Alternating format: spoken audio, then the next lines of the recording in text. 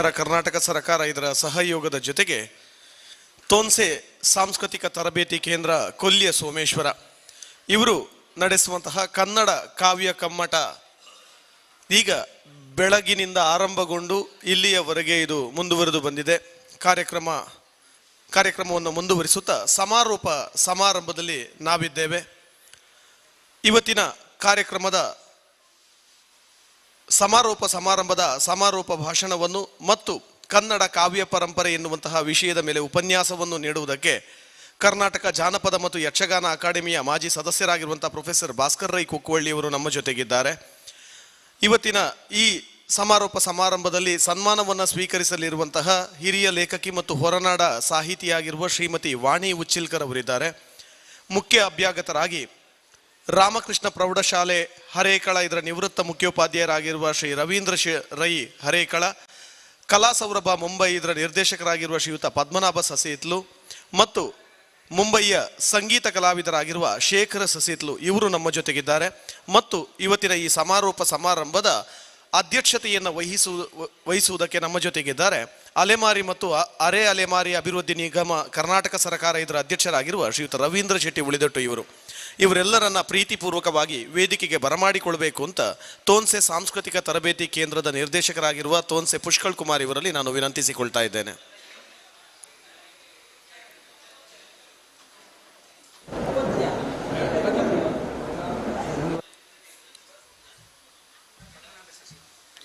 ಶ್ರೀಯುತ ಪದ್ಮನಾಭ ಸಸೀತ್ಲು ಇವರು ಕೂಡ ವೇದಿಕೆಗೆ ಬರಬೇಕು ಅಂತ ವಿನಂತಿಸಿಕೊಳ್ತೇನೆ.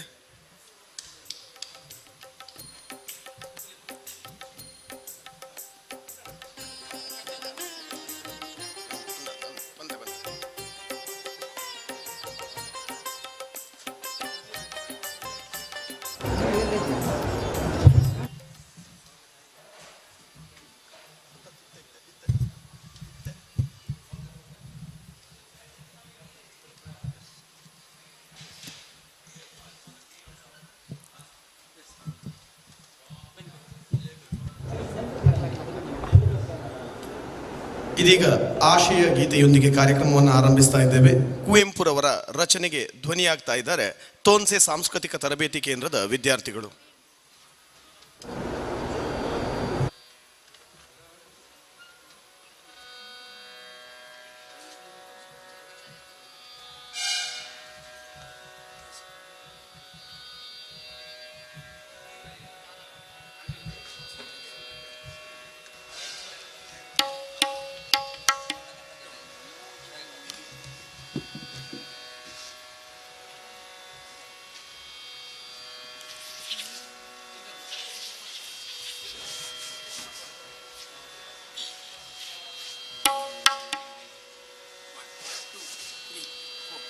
ಎಲ್ಲಾದರೂ ಇರು ಎಂತಾದರೂ ಇರು ಎಲ್ಲಾದರೂ ಇರು ಎಂತಾದರೂ ಇರು ಎಂದೆಂದಿಗೂ ನೀ ಕನ್ನಡವಾಗಿರು. ಕನ್ನಡವೇ ಸತ್ಯ ಕನ್ನಡವೇ ನಿತ್ಯ ಕನ್ನಡವೇ ಸತ್ಯ ಕನ್ನಡವೇ ನಿತ್ಯ ಕನ್ನಡ ಗೋವಿನವೋ ಮುತ್ತಿನಗರು ಕನ್ನಡತನ ಒಂದಿದ್ದರಲಿ ನಮಗೆ ಕಲ್ಪತರು.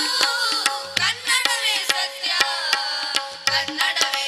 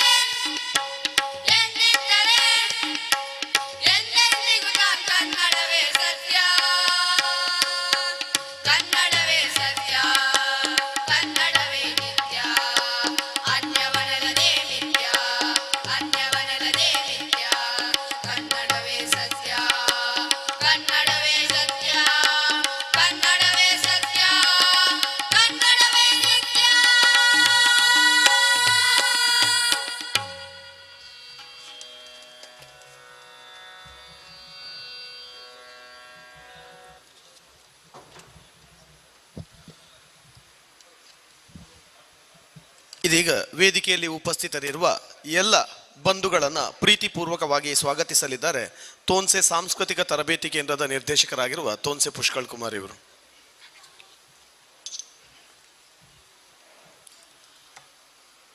ಎಲ್ಲರೂ ನಮ್ಮವರೇ, ಆದ್ದರಿಂದ ಸ್ವಾಗತ ಮುಖ ನೋಡಿದ ಕೂಡಲೇ ಆದ ಹಾಗೆ ಎಂಬುದು ಕೂಡ ಒಂದು ಸತ್ಯವಾದಂಥ ವಿಚಾರ.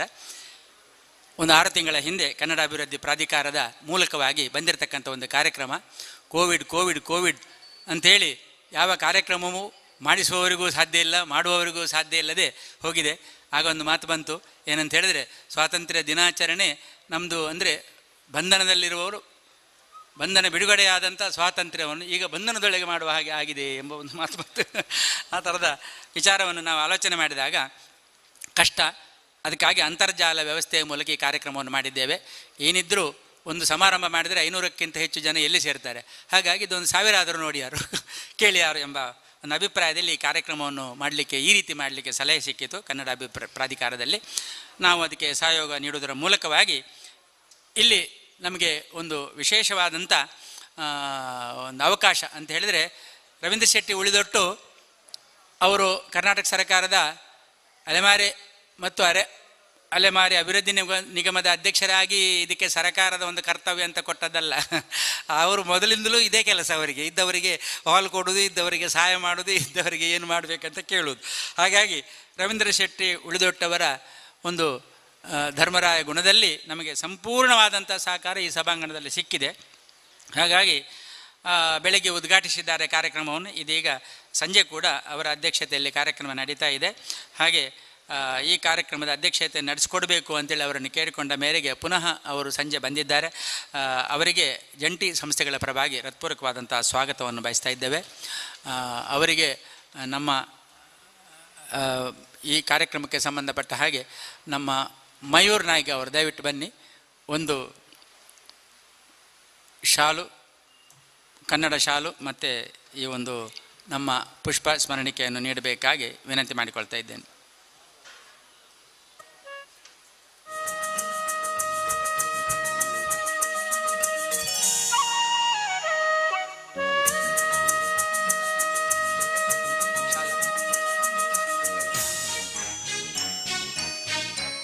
ಮಯೂರ್ ನಾರ್ಗ ಅವರು ಯಕ್ಷಗಾನದ ಚಂಡೆಮದ್ದಳೆ, ಭಾಗವತಿಗೆ ಎಲ್ಲ ಸಂಪೂರ್ಣ ಕಲಾವಿದ, ಹಾಗೆ MA ಸ್ಟೂಡೆಂಟ್ ಕೂಡ ಆಗಿದ್ದಾರೆ.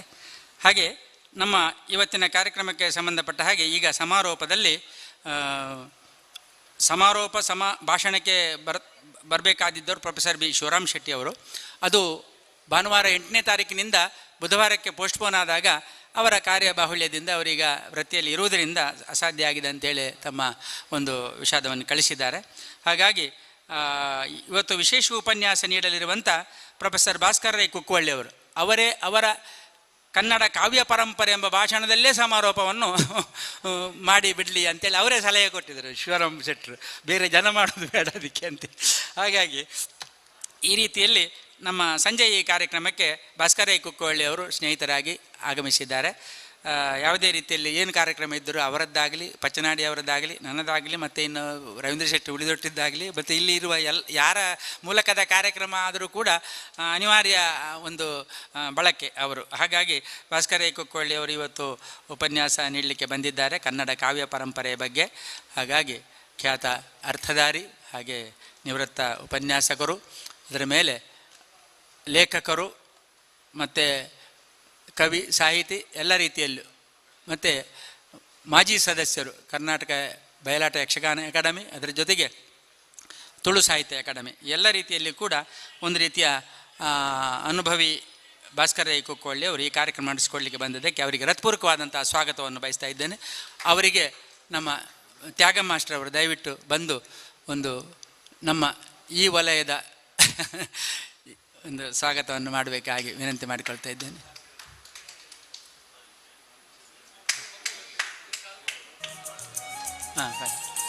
ಕನ್ನಡ ಶಾಲು, ಹಾಗೆ ಸ್ಮರಣಿಕೆ ಮತ್ತು ಸ್ಮರಣಿಕೆ ಪುಸ್ತಕ, ಹಾಗೆ ಇವತ್ತು ನಮ್ಮ ಒಂದು ವಿಶೇಷ ಸನ್ಮಾನವನ್ನು ಕೈಗೊಳ್ಳಲಿದ್ದಾರೆ ಶ್ರೀಮತಿ ವಾಣಿ ಉಚಿಲ್ಕರ್ ಅವರು. ಹಿರಿಯ ಲೇಖಕಿ, ಹೊರನಾಡ ಸಾಹಿತಿ, ಸನ್ಮಾನ ಪತ್ರದಲ್ಲಿ ಮತ್ತೆ ಅವರ ವಿವರಗಳನ್ನು ಓದಿ ಹೇಳಲಿಕ್ಕಿದ್ದೇವೆ. ಬಹಳ ಒಂದು ಶ್ರದ್ಧೆ. ಈಗ ಅವರೊಂದು ಪದ್ಯ ಅವರೇ ರಚನೆ ಮಾಡಿ ಅವರೇ ಹಾಡಿದರು, ದೇಶಭಕ್ತಿ ಗೀತೆ. ಈ ವಯಸ್ಸಿನಲ್ಲಿ ಕೂಡ ಅಂತಹ ಒಂದು ಸಾಹಿತ್ಯದ ಮೇಲಿನ ಆಸಕ್ತಿ ಶ್ರದ್ಧೆ ವಹಿಸಿಕೊಂಡು ಸಾಹಿತಿಗಳು ಕವಿಗಳು ಎಲ್ಲೆಲ್ಲಿದ್ದಾರೆ, ಹಾಗೆ ಇವತ್ತು ಅವರ ಓಲ್ಡ್ ಸ್ಟೂಡೆಂಟ್ಸ್ ಎಲ್ಲ ಸೇರಿ ಅವರಿಗೆ ಆ ಕಾಲದ ಎಲ್ಲ ಕ್ಲಾಸ್ಮೇಟ್ಸ್ ಎಲ್ಲ ಒಂದು ಸನ್ಮಾನ ಕೂಡ ಬೆಳಿಗ್ಗೆ ಇತ್ತಂತೆ. ಈ ರೀತಿಯ ಒಂದು ಪ್ರೀತಿಯನ್ನು ಆ ಸಾಹಿತ್ಯದ ಮೇಲೆ ಮತ್ತು ಬೇರೆ ಬೇರೆ ಇಂಥ ಸಾಮಾಜಿಕ ಘಟನೆಗಳ ಮೇಲೆ ಅವರು ತೋರುವುದರಿಂದ ನಮಗೂ ಕೂಡ ಅವರು ಗುರುತಿಸಲ್ಪಟ್ಟರು. ಹಾಗಾಗಿ ಭಾಸ್ಕರ್ ರೈ ಕುಕ್ಕೊಳ್ಳಿ ಅವರ ಸಲಹೆ ಮೇರೆಗೆ ನಾವು ಶ್ರೀಮತಿ ವಾಣಿ ಉಚ್ಚಿಲ್ಕರ್ರವನ್ನು ಸನ್ಮಾನಕ್ಕೆ ಆಯ್ಕೆ ಮಾಡಿದ್ದೇವೆ. ಬಹಳ ಕ್ಲಪ್ತ ಸಮಯದಲ್ಲಿ, ಸ್ವಲ್ಪ ಬೇಗ, ನಿಮ್ಮದು ಬೇರೆ ಕಾರ್ಯಕ್ರಮ ಇದ್ದರೆ ನಾನು ಸ್ವಲ್ಪ ನೋಡ್ತೇನೆ ಅಂತೇಳಿ ಬೇಗ ಬಂದಿದ್ದಾರೆ. ಹಾಗೆ ಎಲ್ಲ ಬಂದಂಥ ನಮ್ಮ ಶ್ರೀಮತಿ ವಾಣಿ ಉಚ್ಚಿಲ್ಕರ್ ಅವರಿಗೆ ನಾವು ವೇದಿಕೆಗೆ ಸ್ವಾಗತವನ್ನು ಬಯಸ್ತಾ ಇದ್ದೇವೆ. ಅವರಿಗೆ ನಮ್ಮ ಪೂರ್ವಿ, ಬನ್ನಿ ಪೂರ್ವಿ ಬಾಮ.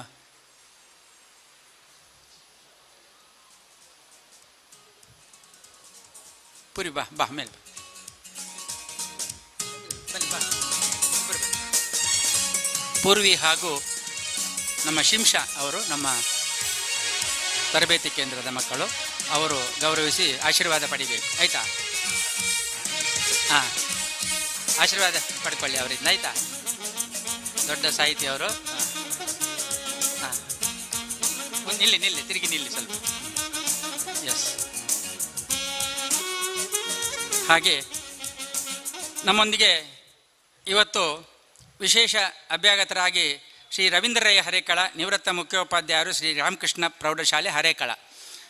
ಈ ಹರೇಕಳ ಭಾಗದಲ್ಲಿ ಯಾವ ಸಮಾರಂಭ ಆದರೂ ಕೂಡ ನಾವು ಇಲ್ಲಿ ಶಾಲೆ ಕೆಲವುಂಟು, ಬೇರೆ ಅಧ್ಯಾಪಕರನ್ನು ಕಾಣುವುದು ಬಹಳ ಕಡಿಮೆ. ಎಲ್ಲಿ ನೋಡಿದ್ರು ರವೀಂದ್ರ ರೈ ಹರೇಕಳ ಎಲ್ಲ ಸ್ಟೇಜ್ನಲ್ಲಿ ಇರ್ತಾರೆ. ಎಲ್ಲ ಸಾಮಾಜಿಕ, ಎಲ್ಲ ಧಾರ್ಮಿಕ, ಎಲ್ಲ ಒಂದು ನಮ್ಮ ಸಾಂಸ್ಕೃತಿಕ ಚಟುವಟಿಕೆಗಳ ಮಧ್ಯೆ ಇದ್ದುಕೊಂಡು ಪ್ರೋತ್ಸಾಹವನ್ನು ನೀಡುವಂಥ, ಅದರ ಜೊತೆಗೆ ಅವರಿಗೆ ಒಂದು ಬಹಳ ಆಸಕ್ತಿ, ಸ್ನೇಹಪೂರ್ವಕವಾಗಿ ಭಾಗವಹಿಸುವಂಥ ಒಂದು ಉತ್ಸಾಹ, ಇದೆಲ್ಲ ಯಾಕೆ ಅವರನ್ನು ನೋಡಿ ಕಲಿಬೇಕು ಇನ್ನುಳಿದಂಥ ನಿವೃತ್ತರೆಲ್ಲ. ಆರೋಗ್ಯ ಸ್ವಲ್ಪ ಸರಿ ಇರುವುದಾದರೆ ಈ ಥರ ಎಲ್ಲ ಇರುವುದರಿಂದಲೇ ಆರೋಗ್ಯ ಸರಿ ಇರ್ತದೆ ಅಂತೇಳಿ. ನಿಜವಾಗಿ ನನಗೂ ಕೂಡ ಏನಾದರೂ ಒಂದು ಕಾಲು ನೋವ ಅಥವಾ ಇನ್ನೇನೋ ಗ್ಯಾಸ್ಟ್ರಿಕ್ಕ ಏನೋ ಹೇಳ್ತಾ ಇರ್ತೇನೆ ಮನೆಯಲ್ಲಿ. ಆವಾಗ ನನ್ನ ಮಗ ಮತ್ತು ನನ್ನ ಹೆಂಡತಿ ಮಾತಾಡಿಕೊಳ್ಳೋದುಂಟು. ಅವರು ಎಲ್ಲಿಗಾದರೂ ಹೋಗೋದಾದರೂ ಹೋಗಿ, ಇಲ್ಲಿದ್ದರೆ ಅವರ ಹುಷಾರಿಲ್ಲ, ಅದು ನೋವು ಇದು ನೋವು ಅಂತ ಹೇಳ್ತಾರೆ, ಹೋಗೋದಾದರೆ ಹೋಗಲಿ ಅಂತ ಹೇಳ್ತಾರೆ. ಅಂದರೆ ಹೊರಗೆ ಹೋದರೆ ನನಗೇನೂ ಇಲ್ಲ. ಹಾಗಾಗಿ ಇದು ಬಹಳ ಒಂದು ಮೆಡಿಸಿನ್. ಹಾಗಾಗಿ ನಾವು ಏನು ಈ ಕೊರೋನಾಕ್ಕೆ ಏನು ಕಷಾಯ ಕುಡಿತೇವೋ ಹಾಗೆ ಈ ಸಾಂಸ್ಕೃತಿಕ ಸಾಹಿತ್ಯಿಕ ಚಟುವಟಿಕೆಗಳು ಒಂದು ರೀತಿಯ ಅದಕ್ಕೆ ಕಷಾಯ ಅಂತೇಳಿ ನಾವು ಎಣಿಸಿದವೇನೋ ಗೊತ್ತಿಲ್ಲ, ಒಂದು ರೀತಿಯಲ್ಲಿ ಅದು ರಕ್ಷಣೆ ಮಾಡ್ತದೆ ನಮ್ಮನ್ನು ಆ ಪ್ರೀತಿ ಆಶೀರ್ವಾದದಿಂದ ಅಂತೇಳಿ ಹೇಳಿಕೊಂಡು ಇವತ್ತು ರವೀಂದ್ರ ರೈ ಹರೇಕಳ ಅವರು ನಮ್ಮೊಂದಿಗಿದ್ದಾರೆ. ಅವರನ್ನು ಕೂಡ ಹೃತ್ಪೂರ್ವಕವಾಗಿ ನಾನು ಸ್ವಾಗತಿಸ್ತಾ ಇದ್ದೇನೆ. ಅವರಿಗೆ ನಮ್ಮ ಹರಿಶ್ಚಂದ್ರ ನಾಯ್ಕ ಅವರು ದಯವಿಟ್ಟು ಬಂದು ಅವರನ್ನು ಗೌರವಿಸಬೇಕು. ಹರಿಶ್ಚಂದ್ರ ನಾಯ್ಕ ಮತ್ತು ಅವರ ಸಣ್ಣ ಮಗ, ಅವರು ತಬಲಾ ವಾದಕರು, ಹಾರ್ಮೋನಿಯಂ ವಾದಕರು, ಎಲ್ಲ ರೀತಿಯಲ್ಲಿ ನಮಗೆ ಸಹಕಾರ ನೀಡ್ತಾ ಇದ್ದಾರೆ. ಹಾಗೆ ಬೆಳಗಿನಿಂದ ಯಾವುದು ಮಾಡಬೇಕೋ ಯಾವುದು ಮಾಡಬಾರ್ದು ಅದನ್ನು ಕೂಡ ಎಲ್ಲ ಮಾಡ್ತಾ ನಾವು ಹೇಳುವ ಮೊದಲೇ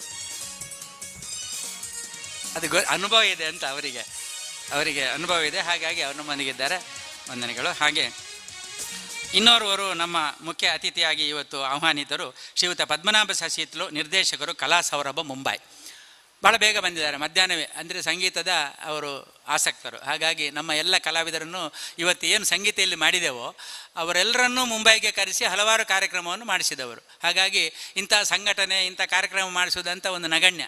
ಇದು ನಮಗೆ ಇಲ್ಲಿ ದಮ್ ಕಟ್ಟಿದರೂ ಕೂಡ ಅವರಿಗೆ ದಂಬೆ ಕಟ್ಟುವುದಿಲ್ಲ. ಹಾಗೆ ಅಂಥ ರೀತಿಯಲ್ಲಿ ದೊಡ್ಡ ದೊಡ್ಡ ಕಲಾವಿದರನ್ನು ಕೂಡ ಮುಂಬೈ, ಮಹಾರಾಷ್ಟ್ರ ಆಗಲಿ, ಕರ್ನಾಟಕದ ಮೂಲೆ ಮೂಲೆಗಳಲ್ಲಿ ಮತ್ತು ದಕ್ಷಿಣ ಕನ್ನಡ ಜಿಲ್ಲೆಯಲ್ಲಿ ಕೂಡ ಕಾರ್ಯಕ್ರಮವನ್ನು ಬೇರೆ ಬೇರೆ ರೀತಿಯಲ್ಲಿ ಮಾಡಿಸಿದವರು.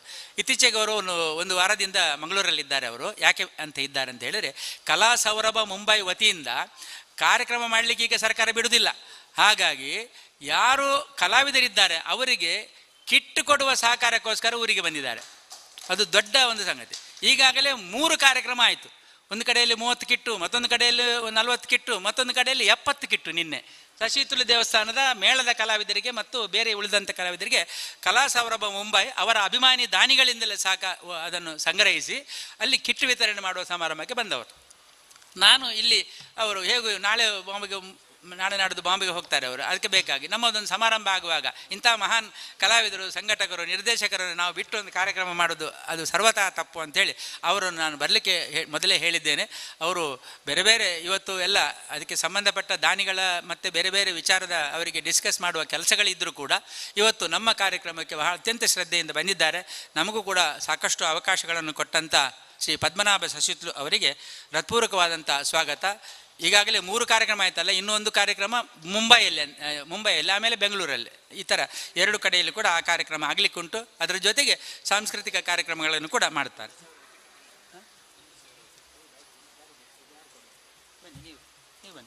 ಲಕ್ಷ್ಮೀನಾರಾಯಣ ರೈ ಹರೇಕಳ ಅವರು ದಯವಿಟ್ಟು ಬನ್ನಿ ವೇದಿಕೆಗೆ.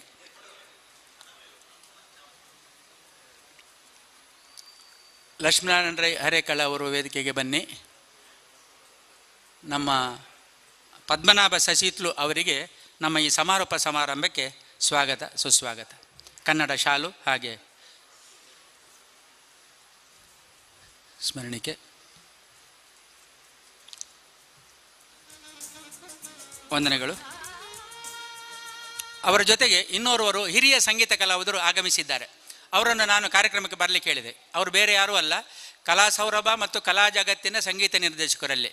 ಆಮೇಲೆ ನಾವು ಮುಂಬೈಗೆ ಹೋದರೆ ಹರಿಕತೆಗೆ ಹಾರ್ಮೋನಿಯಂ ಬಾರಿಸುವವರು ಅವರೇ, ಶೇಖರ್ ಸಸಿತ್ಲು ಅಂತ ಖ್ಯಾತ ಭಜನ್ಸ್ ಮತ್ತು ಸಂಗೀತದ ವಿದ್ವಾಂಸರವರು. ಹಾಗಾಗಿ ಶೇಖರ್ ಸಸಿತ್ಲು ಊರಿಗೆ ಬಂದದ್ದು ಗೊತ್ತಾಯಿತು. ನಿನ್ನೆ ಸಸಿತ್ಲಲ್ಲಿ ಆ ಕಾರ್ಯಕ್ರಮದಲ್ಲಿ ಭಾಗವಹಿಸಿದ್ದು ನೋಡಿ, ಅಲ್ಲಿ ಭಜನೆ ಕಾರ್ಯಕ್ರಮದಲ್ಲಿ ಭಾಗವಹಿಸಿದ್ದು ನೋಡಿ ನೀವುಲ್ಲಾರ ಅಂತ ಕೇಳಿದೆ ನಾನು. ಇವತ್ತು ಇದ್ದಾರಾದರೆ ನೀವು ಇಲ್ಲಿಗೆ ಬರಬೇಕಂತ ಹೇಳಿದ್ದೇನೆ. ಮಧ್ಯಾಹ್ನವೇ ಬಂದಿದ್ದಾರೆ. ನಮ್ಮ ಶೇಖರ್ ಸಸಿತ್ಲು ಅವರನ್ನು ಕೂಡ ನಾನು ಇವತ್ತು ಈ ಕಾರ್ಯಕ್ರಮಕ್ಕೆ ಪೂರಕವಾದಂಥ ಅತಿಥಿ ಅಂತೇಳಿ ಭಾವಿಸಿ ನಾನು ಅವರನ್ನು ಆಹ್ವಾನಿಸಿದ್ದೇನೆ. ಅವರಿಗೆ ವಿದ್ಯಾಧರ್ ಶೆಟ್ಟರು, ಸನ್ಮಾನ್ಯ ವಿದ್ಯಾಧರ್ ಶೆಟ್ಟರು ದಯವಿಟ್ಟು ವೇದಿಕೆ ಮೇಲೆ ಬನ್ನಿ. ಶೇಖರ್ ಸಸಿತ್ಲು ಅವರಿಗೆ ನಮ್ಮ ಗೌರವಪೂರ್ಣವಾದಂಥ ಸ್ವಾಗತ ಬಯಸ್ತೇವೆ.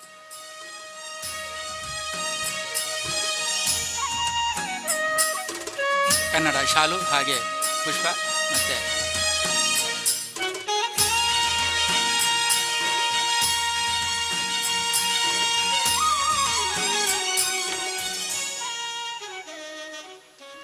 ಇನ್ನು ನಾನು ಸೇರಿದಂಥ ಎಲ್ಲ ಅಭಿಮಾನಿಗಳನ್ನು ಮತ್ತು ನಮ್ಮ ವೀಕ್ಷಕರನ್ನು ಸ್ವಾಗತಿಸ್ತಾ ಇದ್ದೇನೆ. ಪಸಕೊರಲ್ ಬಳಗದವರಿಗೆ ಮತ್ತು ಧ್ವನಿವರ್ಧಕದ ಜಯೇಶ್ ಬಳಗದವರಿಗೆ ಕೂಡ ಹೃತ್ಪೂರ್ವಕವಾದಂಥ ಸ್ವಾಗತ. ಮತ್ತು ಶಾಲಾ ಅಧ್ಯಾಪಕ ವೃಂದದವರು ಬೇರೆ ಬೇರೆ ರೀತಿಯಲ್ಲಿ ನಮಗೆ ಸಹಕಾರವನ್ನು ನೀಡಿದ್ದಾರೆ. ಅವರೆಲ್ಲರನ್ನು, ಮಾಧ್ಯಮ ಬಂಧುಗಳನ್ನು, ವೀಕ್ಷಕ ಬಂಧುಗಳನ್ನು ಸ್ವಾಗತಿಸಿ ಸ್ವಾಗತದ ಮಾತುಗಳನ್ನು ಮುಕ್ತಾಯಗೊಳಿಸ್ತೇನೆ. ನಮಸ್ಕಾರ. ಇದೀಗ ಸನ್ಮಾನ ಕಾರ್ಯಕ್ರಮ. ಹಿರಿಯ ಲೇಖಕಿ, ಹೊರನಾಡ ಸಾಹಿತಿ ಆಗಿರುವ ಶ್ರೀಮತಿ ವಾಣಿ ನಾರಾಯಣ್ ಉಚ್ಚಿಲ್ಕರ್ ಅವರು ಸನ್ಮಾನ ಪೀಠವನ್ನು ಅಲಂಕರಿಸಬೇಕು ಅಂತ ವಿನಂತಿಸಿಕೊಳ್ತಾ ಇದ್ದೇನೆ. ಇವರ ಸನ್ಮಾನ ಪತ್ರವನ್ನು ವಾಚಿಸುವಂತೆ ಶ್ರೀಯುತ ಲಕ್ಷ್ಮೀನಾರಾಯಣ ರೈ ಹರೇಕಳ ಇವರಲ್ಲಿ ವಿನಂತಿಸ್ತಾ ಇದ್ದೇನೆ.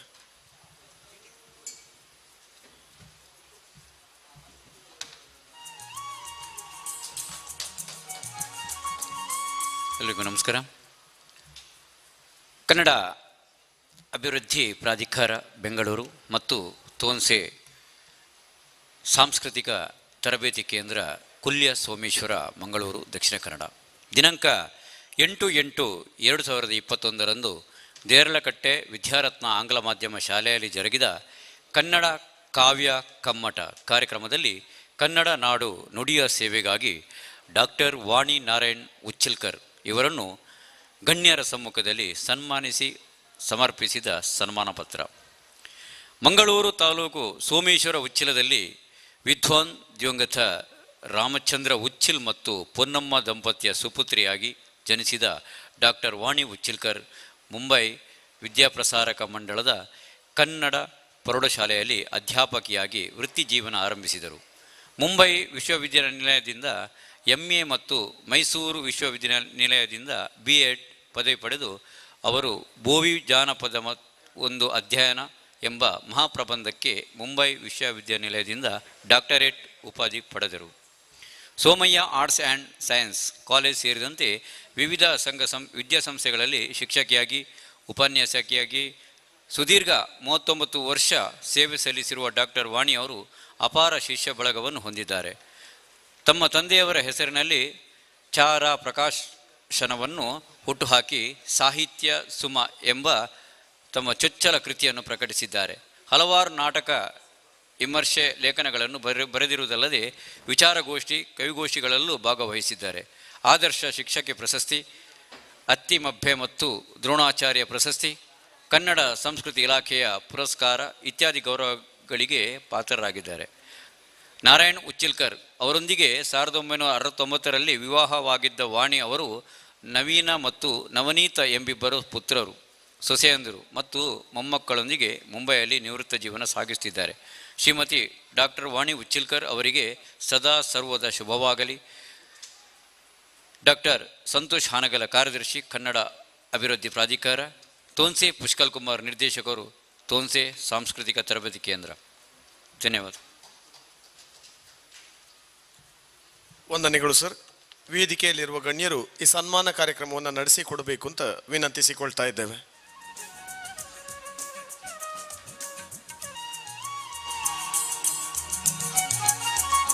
ದೂರದ ಮುಂಬೈಯಲ್ಲಿ ನೆಲೆಸಿ 39 ವರ್ಷಗಳ ಕಾಲ ಪ್ರಾಧ್ಯಾಪಕಿಯಾಗಿ ಸೇವೆಯನ್ನು ಸಲ್ಲಿಸಿ ಇದೀಗ ನಿವೃತ್ತ ಜೀವನವನ್ನು ತನ್ನ ತಾಯ್ನಾಡಿನಲ್ಲಿ ಕಳೀತಾ ಇರುವ ಶ್ರೀಮತಿ ವಾಣಿ ಉಚ್ಚಿಲ್ಕರ್ ಇವರ ಸಾಹಿತ್ಯ ಸೇವೆಯನ್ನು ಗುರುತಿಸಿ ಕನ್ನಡ ಅಭಿವೃದ್ಧಿ ಪ್ರಾಧಿಕಾರ, ಕರ್ನಾಟಕ ಸರ್ಕಾರ ಮತ್ತು ತೋನ್ಸೆ ಸಾಂಸ್ಕೃತಿಕ ತರಬೇತಿ ಕೇಂದ್ರ ಕೊಲ್ಯ ಸೋಮೇಶ್ವರ ಇದರ ಜಂಟಿ ಆಶ್ರಯದಲ್ಲಿ ನಡೆಯುತ್ತಿರುವ ಕನ್ನಡ ಕಾವ್ಯ ಕಮ್ಮಟದ ಸಮಾರೋಪ ಸಮಾರಂಭದಲ್ಲಿ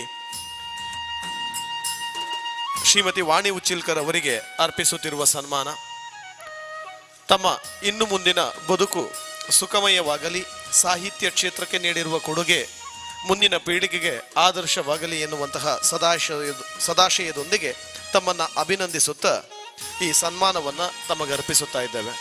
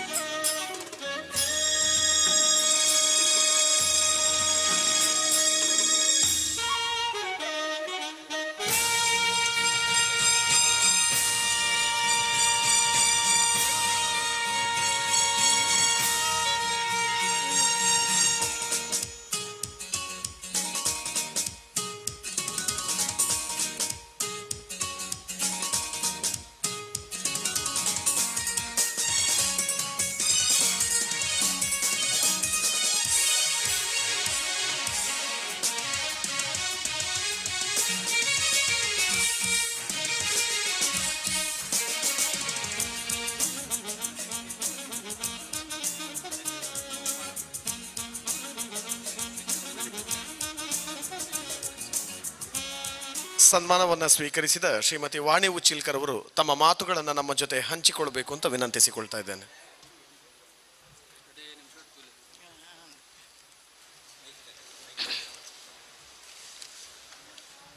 ಗುರುಭ್ಯೋ ನಮಃ. ಸನ್ಮಾನ ಎನ್ನುವ ದೊಡ್ಡ ಕಾರ್ಯಕ್ರಮವನ್ನು ತಾವು ಆಯೋಜಿಸಿದ್ದೀರಿ. ಅಂತಹ ಹಿರಿಮೆ ನನ್ನಲ್ಲಿ ಏನೂ ಇಲ್ಲ. ಹೊರನಾಡಿನ ಕನ್ನಡಿತಿಯಾದರೂ ನನ್ನ ಹುಟ್ಟು, ಬಾಲ್ಯ, ಕಲಿಕೆ ಎಲ್ಲ ಇಲ್ಲಿಯೇ ಆದುದು. ತುಳುನಾಡಿನಲ್ಲಿ ಓಡಾಡಿ ಬಾಲ್ಯವನ್ನು ಕಳೆದವಳು. ಆದ್ದರಿಂದ ನನ್ನ ತುಳುನಾಡಿನ ಮಣ್ಣಿನ ವಾಸನೆ ನನಗೆ ಅಪ್ಯಾಯಮಾನ. ಈ ಸನ್ಮಾನಕ್ಕೆ ನಾನು ಚಿರಋಣಿ. ಸನ್ಮಾನ ಎಂದಾಗ ನಮ್ಮ ಜವಾಬ್ದಾರಿ ಹೆಚ್ಚುತ್ತದೆ. ಬೇರೆಯವರು ನಮ್ಮನ್ನು ಸನ್ಮಾನಿಸಿದಾಗ ನಮಗೆ ಪ್ರೇರಣೆ ದೊರಕುತ್ತದೆ. ಈ ಪ್ರೇರಣೆ ನಿರಂತರವಾಗಿರಲಿ.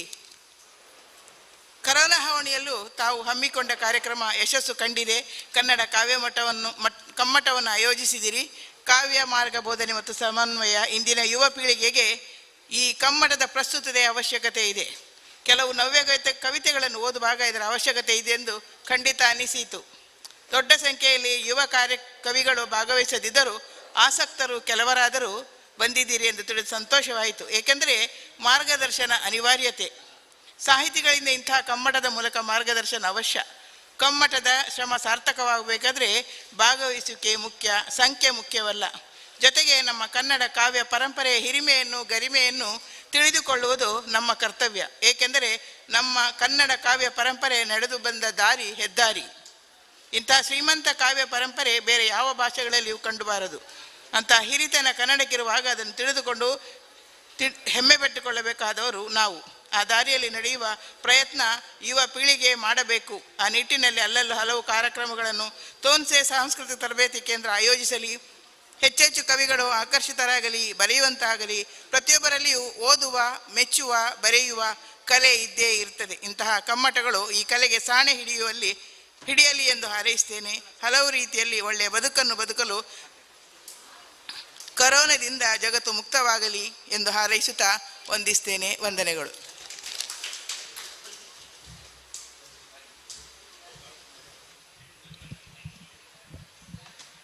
ಅಭಿನಂದನೆಗಳು ಮೇಡಮ್.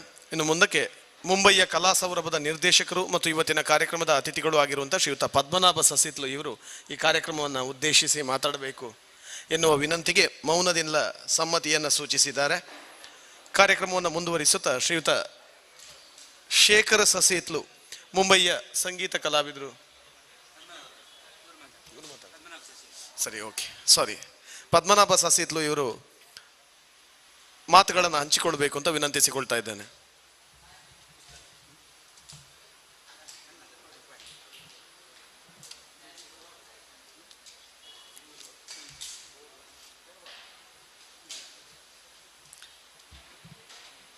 ಕನ್ನಡ ಅಭಿವೃದ್ಧಿ ಪ್ರಾಧಿಕಾರ ಸಂಸ್ಥೆ ಹಾಗೂ ತೋನ್ಸೆ ಸಾಂಸ್ಕೃತಿಕ ತರಬೇತಿ ಕೇಂದ್ರದ ವತಿಯಿಂದ ಜರುಗುತ್ತಿರುವ ಒಂದು ಅಪೂರ್ವ ಕಾರ್ಯಕ್ರಮ ಇದು. ಕಲಾವಿದನಾಗಿ ಒಂದು ಸುಂದರ ಸಂದರ್ಭವನ್ನು ನಾನು ಪಡ್ಕೊಂಡಿದ್ದೇನೆ ಇವತ್ತು. ಡಾಕ್ಟರ್ ವಾಣಿ ಉಚ್ಚಿಲ್ಕರ್ ಅವರ ಈ ಒಂದು ಸಮ್ಮಾನ ಸಮಾರಂಭ, ಅದಕ್ಕೆ ಮುಖ್ಯಸ್ಥಿಕೆಯನ್ನು ಪಡೆಕೊಂಡ ಮಹಾನ್ ವ್ಯಕ್ತಿಗಳಾದ ರವೀಂದ್ರ ದ್ವಯರು. ಹೌದು, ಬಹಳ ಸುಂದರವಾದ ವೇದಿಕೆಯನ್ನು ನಾವು ಅಲಂಕರಿಸಿಕೊಂಡಿದ್ದೇವೆ. ಸಮ್ಮಾನವು ಬಹಳ ಕಿಂಚಿತ್ತಾದರೂ ದೊಡ್ಡ ಪ್ರಮಾಣದಲ್ಲಿ ನಡೆದಿದೆ. ಭಾಸ್ಕರ ರೈ ಕುಕ್ಕೋಳ್ಳಿ ಅವರು ಈ ಸಂದರ್ಭದಲ್ಲಿ ನಮ್ಮೊಂದಿಗೆ ಇರುವುದು ಬಹಳ ಒಂದು ಸಂತೋಷದ ಸಂಗತಿ. ಡಾಕ್ಟರ್ ವಾಣಿ ಉಚ್ಚಿಲ್ಕರ್ ಅವರು ಮುಂಬೈ ಮಹಾನಗರದಲ್ಲಿ ಬಹಳಷ್ಟು ಸಾಹಿತ್ಯಿಕವಾಗಿ, ಸಾಂಸ್ಕೃತಿಕವಾಗಿ ಅಥವಾ ಸಂಘಟನಾ ನೆಲೆಯಲ್ಲಿ ಬಹಳಷ್ಟು ಕೆಲಸವನ್ನು ಮಾಡಿದವರು. ಎಲ್ರಿಗೂ ಪರಿಚಯ ಇದೆ. ನಮ್ಮ ಗುರುಸ್ಥಾನದಲ್ಲಿ ಇಟ್ಕೊಂಡವರು ಇಷ್ಟ ತನಕ ಕೆಲವೊಂದು ಪುಸ್ತಕಗಳನ್ನು ಬೆಳಕಿಗೆ ತಂದವರು, ಬಹಳಷ್ಟು ಶಿಷ್ಯ ಸಂಕುಲವನ್ನು ಪಡ್ಕೊಂಡವರು. ಇಂದು ಅವರಿಗೆ ಸಮ್ಮಾನ ಆಗುವಾಗ ನಾವು ಅವರ ಜೊತೆ ಇದ್ದೇವೆ ಎಂಬ ಆ ಒಂದು ಹೆಗ್ಗಳಿಕೆ ನಮಗೆ ತೋರಿದೆ. ನಮ್ಮ ಆ ಸಂದರ್ಭವನ್ನು ನಾವು ಬಹಳಷ್ಟು ಸಂತೋಷದಲ್ಲಿ ಅದನ್ನು ಮಾಡಿಕೊಟ್ಟೆವು ಎಂಬ ಒಂದು ವಿಷಯವೂ ಇಲ್ಲಿ ಕಂಡುಕೊಂಡಿದ್ದೇನೆ.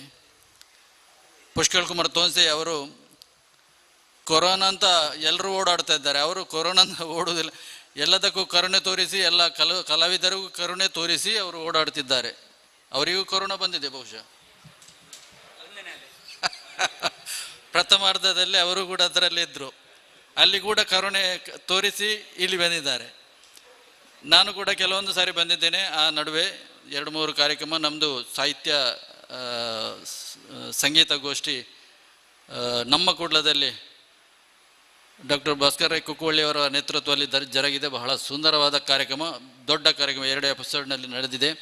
ಪುಷ್ಕಳ್ರವರು ಮತ್ತು ಭಾಸ್ಕರ್ ರೈ ಅವರು ಅದಕ್ಕೆ ಬಹಳಷ್ಟು ಶ್ರಮ ವಹಿಸಿ ಅದನ್ನು ಯಶಸ್ವಿಯಾಗಿ ನಡೆಸಿಕೊಟ್ಟಿದ್ದಾರೆ. ಇದು ನಡೆಯುತ್ತಲೇ ಇದೆ. ಪುಷ್ಕಳ್ರವರು ಇದ್ದಲ್ಲಿ ನಿರಂತರ ನಡೆಯಲೇಬೇಕು. ಅವರನ್ನು ಭಗವಂತ ಅಷ್ಟಾಗಿ ದೊಡ್ಡ ಪ್ರಮಾಣದಲ್ಲಿ ಅವರಿಗೆ ಶಕ್ತಿ ಕೊಡಬೇಕು. ಇಂಥ ಕಾರ್ಯಕ್ರಮಗಳು ನಿರಂತರ ನಡೆಯಬೇಕು. ಅವರ ಆ ಒಂದು ಶಕ್ತಿಯೊಂದಿಗೆ ನಾವು ಕೂಡ ಇದ್ದೇವೆ ಎಂಬ ಭರವಸೆಯೊಂದಿಗೆ ನನ್ನ 2 ಕಿಂಚಿತ್ ಮಾತನ್ನು ಮುಗಿಸ್ತೇನೆ. Thank you. ಸರ್ಕಾರ ಸ್ವಲ್ಪ ಸಡಿಲ್ ಮಾಡ್ತಿದ್ರೆ ಈಗ ಈ ಕಿಟ್ ಕೊಡುವ ಕಾರ್ಯಕ್ರಮದ ಎಡಿಕೆಯಲ್ಲಿ ಒಂದು ಸಂಗೀತ ಕಾರ್ಯಕ್ರಮ, ದೊಡ್ಡ ಆಟಿ ತಿಂಗಳದ್ದು ಒಂದು ಕಾರ್ಯಕ್ರಮವನ್ನು ಸಂವಾದ ರೂಪದಲ್ಲಿ, ಸಂಗೀತ ರೂಪದಲ್ಲಿ ಮಾಡೋಣ ಅಂತ ಎಲ್ಲ ಆಗಿದೆ. ಯಾವುದಕ್ಕೂ ಸ್ಟುಡಿಯೋದವರು ಪುರ್ಸೋತಿಲ್ಲ, ಸ್ಟುಡಿಯೋದವರು ಬಿಡುವುದಿಲ್ಲ, ಮತ್ತು ಬೇರೆ ಬೇರೆ ರೀತಿಯ ಒಂದು ಅಡಚಣೆಗಳು ಇಲ್ಲಿ ಬರ್ತಾ ಇದೆ. ಶನಿವಾರ ಆದಿತ್ಯವಾರ ಲಾಕ್ಡೌನ್ ಆದರೆ ಹೊರಗೆ ಬರಲಿಕ್ಕಿಲ್ಲ. ಈ ಥರದಲ್ಲಿ ನಾವು ಭಾಳ ಒಂದು ಕಲಾವಿದರು ಅದಕ್ಕೆ ಕಲಾ ಕಾರ್ಯಕ್ರಮಕ್ಕೆ ಪ್ರೋತ್ಸಾಹ ಮಾಡುವವರೆಲ್ಲ ತುಂಬ ತೊಡಕಿನಲ್ಲಿದ್ದೇವೆ. ಒಳ್ಳೆಯ ಮಾತುಗಳನ್ನು ಬಹಳ ಸಂಕ್ಷಿಪ್ತವಾಗಿ ನಮಗೆ ತಿಳಿಸಿದಂಥ ಪದ್ಮನಾಭ ಸಸಿತ್ಲು ಅವರಿಗೆ ಹೃತ್ಪೂರ್ವಕವಾದಂಥ ಧನ್ಯವಾದಗಳನ್ನು ಸಲ್ಲಿಸ್ತಾ ಇದ್ದೇವೆ. ಈಗ ನಾನು ಹೇಳಲಿಕ್ಕೆ ಬಂದದ್ದೇನೆಂದರೆ, ಬೆಳಿಗ್ಗೆ 1-2 ಉಪನ್ಯಾಸ ಆಯಿತು. ನಿಜವಾಗಿ ಈಗಿನ ಬಂದಂಥ ಅತಿಥಿಗಳಿಗೆ ಬೇಕಾಗಿ ಇಬ್ಬರು ಕೂಡ ಬಹಳ ಚೆನ್ನಾಗಿ ಮಾತಾಡಿದ್ದಾರೆ.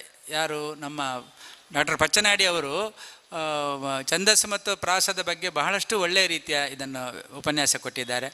ಆಮೇಲೆ ಸುಮಾರು ಜನ ಅದನ್ನು ಸದುಪಯೋಗ ಪಡೆದರು. ನಮ್ಮ ಶಾಲೆಯ ರವಿ ಮಾಸ್ಟ್ರು ಮತ್ತು ಅವರ ಎಲ್ಲ ಸಿಬ್ಬಂದಿ ವರ್ಗದವರನ್ನು ಒಳ್ಳೆ ಆಗ್ತಾ ಉಂಟು, ಬನ್ನಿ ನೀವು ಸಹ ನಿಮಗೂ ಅನುಭವ ಆಗ್ತದೆ ಅಂತ ಮತ್ತೆ ಪುನಃ ಕೆಲವರನ್ನು ಹೇಳ್ಕೊಂಡು ಮೇಲೆ ಬಂದರು. ಹಾಗಾಗಿ ಎಲ್ಲರಿಗೆ ನಾವು ಬುಕ್ಲೆಟ್ಸ್ ಎಲ್ಲ ಕೊಟ್ಟಿದ್ದೇವೆ, ಪೆನ್ನು ಕೊಟ್ಟಿದ್ದೇವೆ. ಏನಾದರೂ ಪಾಯಿಂಟ್ಸ್ಗಳನ್ನು ಸಂಗ್ರಹಿಸಂತ ಎಲ್ಲ ಮಕ್ಕಳು ಕೂಡ ಅದನ್ನು ಪಾಯಿಂಟ್ ಬರ್ಕೊಂಡಿದ್ದಾರೆ. ಡಾಕ್ಟರ್ ಅರುಣ್ ಉಳ್ಳಾಲ್ ಅವರು ಕೂಡ ಹಾಗೆ ಬಹಳ ಒಳ್ಳೆಯ ಪ್ರಾತ್ಯಕ್ಷಿಕ ರೂಪದಲ್ಲಿ ಒಂದು ಕವಿತೆಯ ಗುಣಲಕ್ಷಣಗಳು ಏನು ಎಂಬುದನ್ನು ಬಹಳ ಮಾರ್ಮಿಕವಾಗಿ ಅದನ್ನು ಬಹಳ 1 ಗಂಟೆ ಅವಧಿ ಎಲ್ಲ ವಿತರಿಸಿದ್ದಾರೆ. ಹಾಗಾಗಿ ನಾವು ಅಂಥ ಒಂದು ಕಾರ್ಯಕ್ರಮ ಒಳ್ಳೆಯದಾಗಿದೆ ಎಂಬ ಒಂದು ಯಶಸ್ವಿ ಸಂತೋಷದಲ್ಲಿ ನಾವಿದ್ದೇವೆ. ನಾನಾಗಲೇ ಹೇಳಿದ ಹಾಗೆ ಈಗ ಎಲ್ಲಿವರೆಗೆ ಅಂತ ಹೇಳಿದರೆ, ನಮ್ಮಲ್ಲಿ ನಾನು ಬೆಳಿಗ್ಗೆ ಒಮ್ಮೆ ಹೇಳಿದೆ, 1ನೇ ಅಲೆಯಲ್ಲಿ ಮಾಸ್ಕ್ ತೆಗೆದಾಗ ಮಾತ್ರ ಪರಿಚಯ ಆಗೋದು. ಇಜ್ಜಲು ಸಾಲ ಕೊಟ್ಟವನಿಗೂ ಪರಿಚಯ ಇಲ್ಲ, ಸಾಲ ತಗೊಂಡವನಿಗೂ ಪರಿಚಯ ಇಲ್ಲ. ಹಾಗಾಗಿ ಒಂಥರ ಮಾಸ್ಕ್ ಮುಚ್ಚಿಕೊಂಡು ಪರಿಚಯವೇ ಆಗೋದಿಲ್ಲ, ಗುರ್ತ ಪರಿಚಯವೇ ಆಗೋದಿಲ್ಲದ ಹಾಗೆ ಸುತ್ತಾಡ್ತಾ ಇರ್ತಾರೆ ಜನ. ನಮಸ್ಕಾರ ಅಂತ ಹೇಳಿದ ಅದು ಮಾರ ಈ ಮಾಸ್ಕ್ದ ವಿಷಯ ಹಿಂಗೆ ಗುರ್ತಾಯಿನೆಜ್ಜಿ ನಮ್ಗೆ ಗೊತ್ತಾಗಲೇ ಇಲ್ಲ, ಸಾರಿ ಅಂತ ಹೇಳುವಂಥ ಪರಿಸ್ಥಿತಿ 1ನೇ ಅಲೆ. 2ನೇ ಅಲೆ ಬಂದಾಗ ಮೊನ್ನೆ ಒಬ್ಬ ಮಾಸ್ಕ್ ಕಿಸೆಯಲ್ಲಿ ಇಟ್ಟುಕೊಂಡು ಒಬ್ಬ ಪ್ರಾಯದವರು ಹೋಗ್ತಾ ಇದ್ದಾರೆ. ನಮಸ್ಕಾರ ಅಂಕಲ್ ಎಂಚವಲ್ಲರ್ ಅಂತ ಕೇಳಿದ.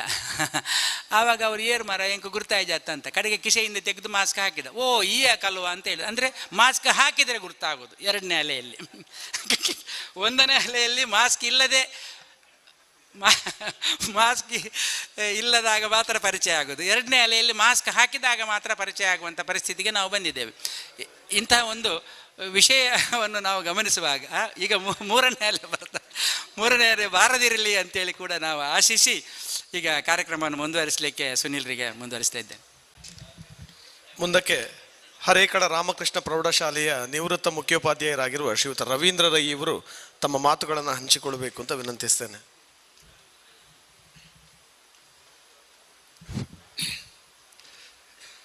ಇಂದಿನ ಈ ನಾಡು ನುಡಿ ಸಂಸ್ಕೃತಿಯನ್ನು ಬಿಂಬಿಸ್ತಕ್ಕಂತಹ ಬಹಳ ಉಪಯುಕ್ತವಾದಂಥ ಒಂದು ಕಾರ್ಯಕ್ರಮದ ಅಧ್ಯಕ್ಷತೆಯನ್ನು ವಹಿಸಿರ್ತಕ್ಕಂತಹ ಈ ವಿದ್ಯಾರತ್ನ ಎಜುಕೇಷನ್ ಟ್ರಸ್ಟಿನ ಅಧ್ಯಕ್ಷರು,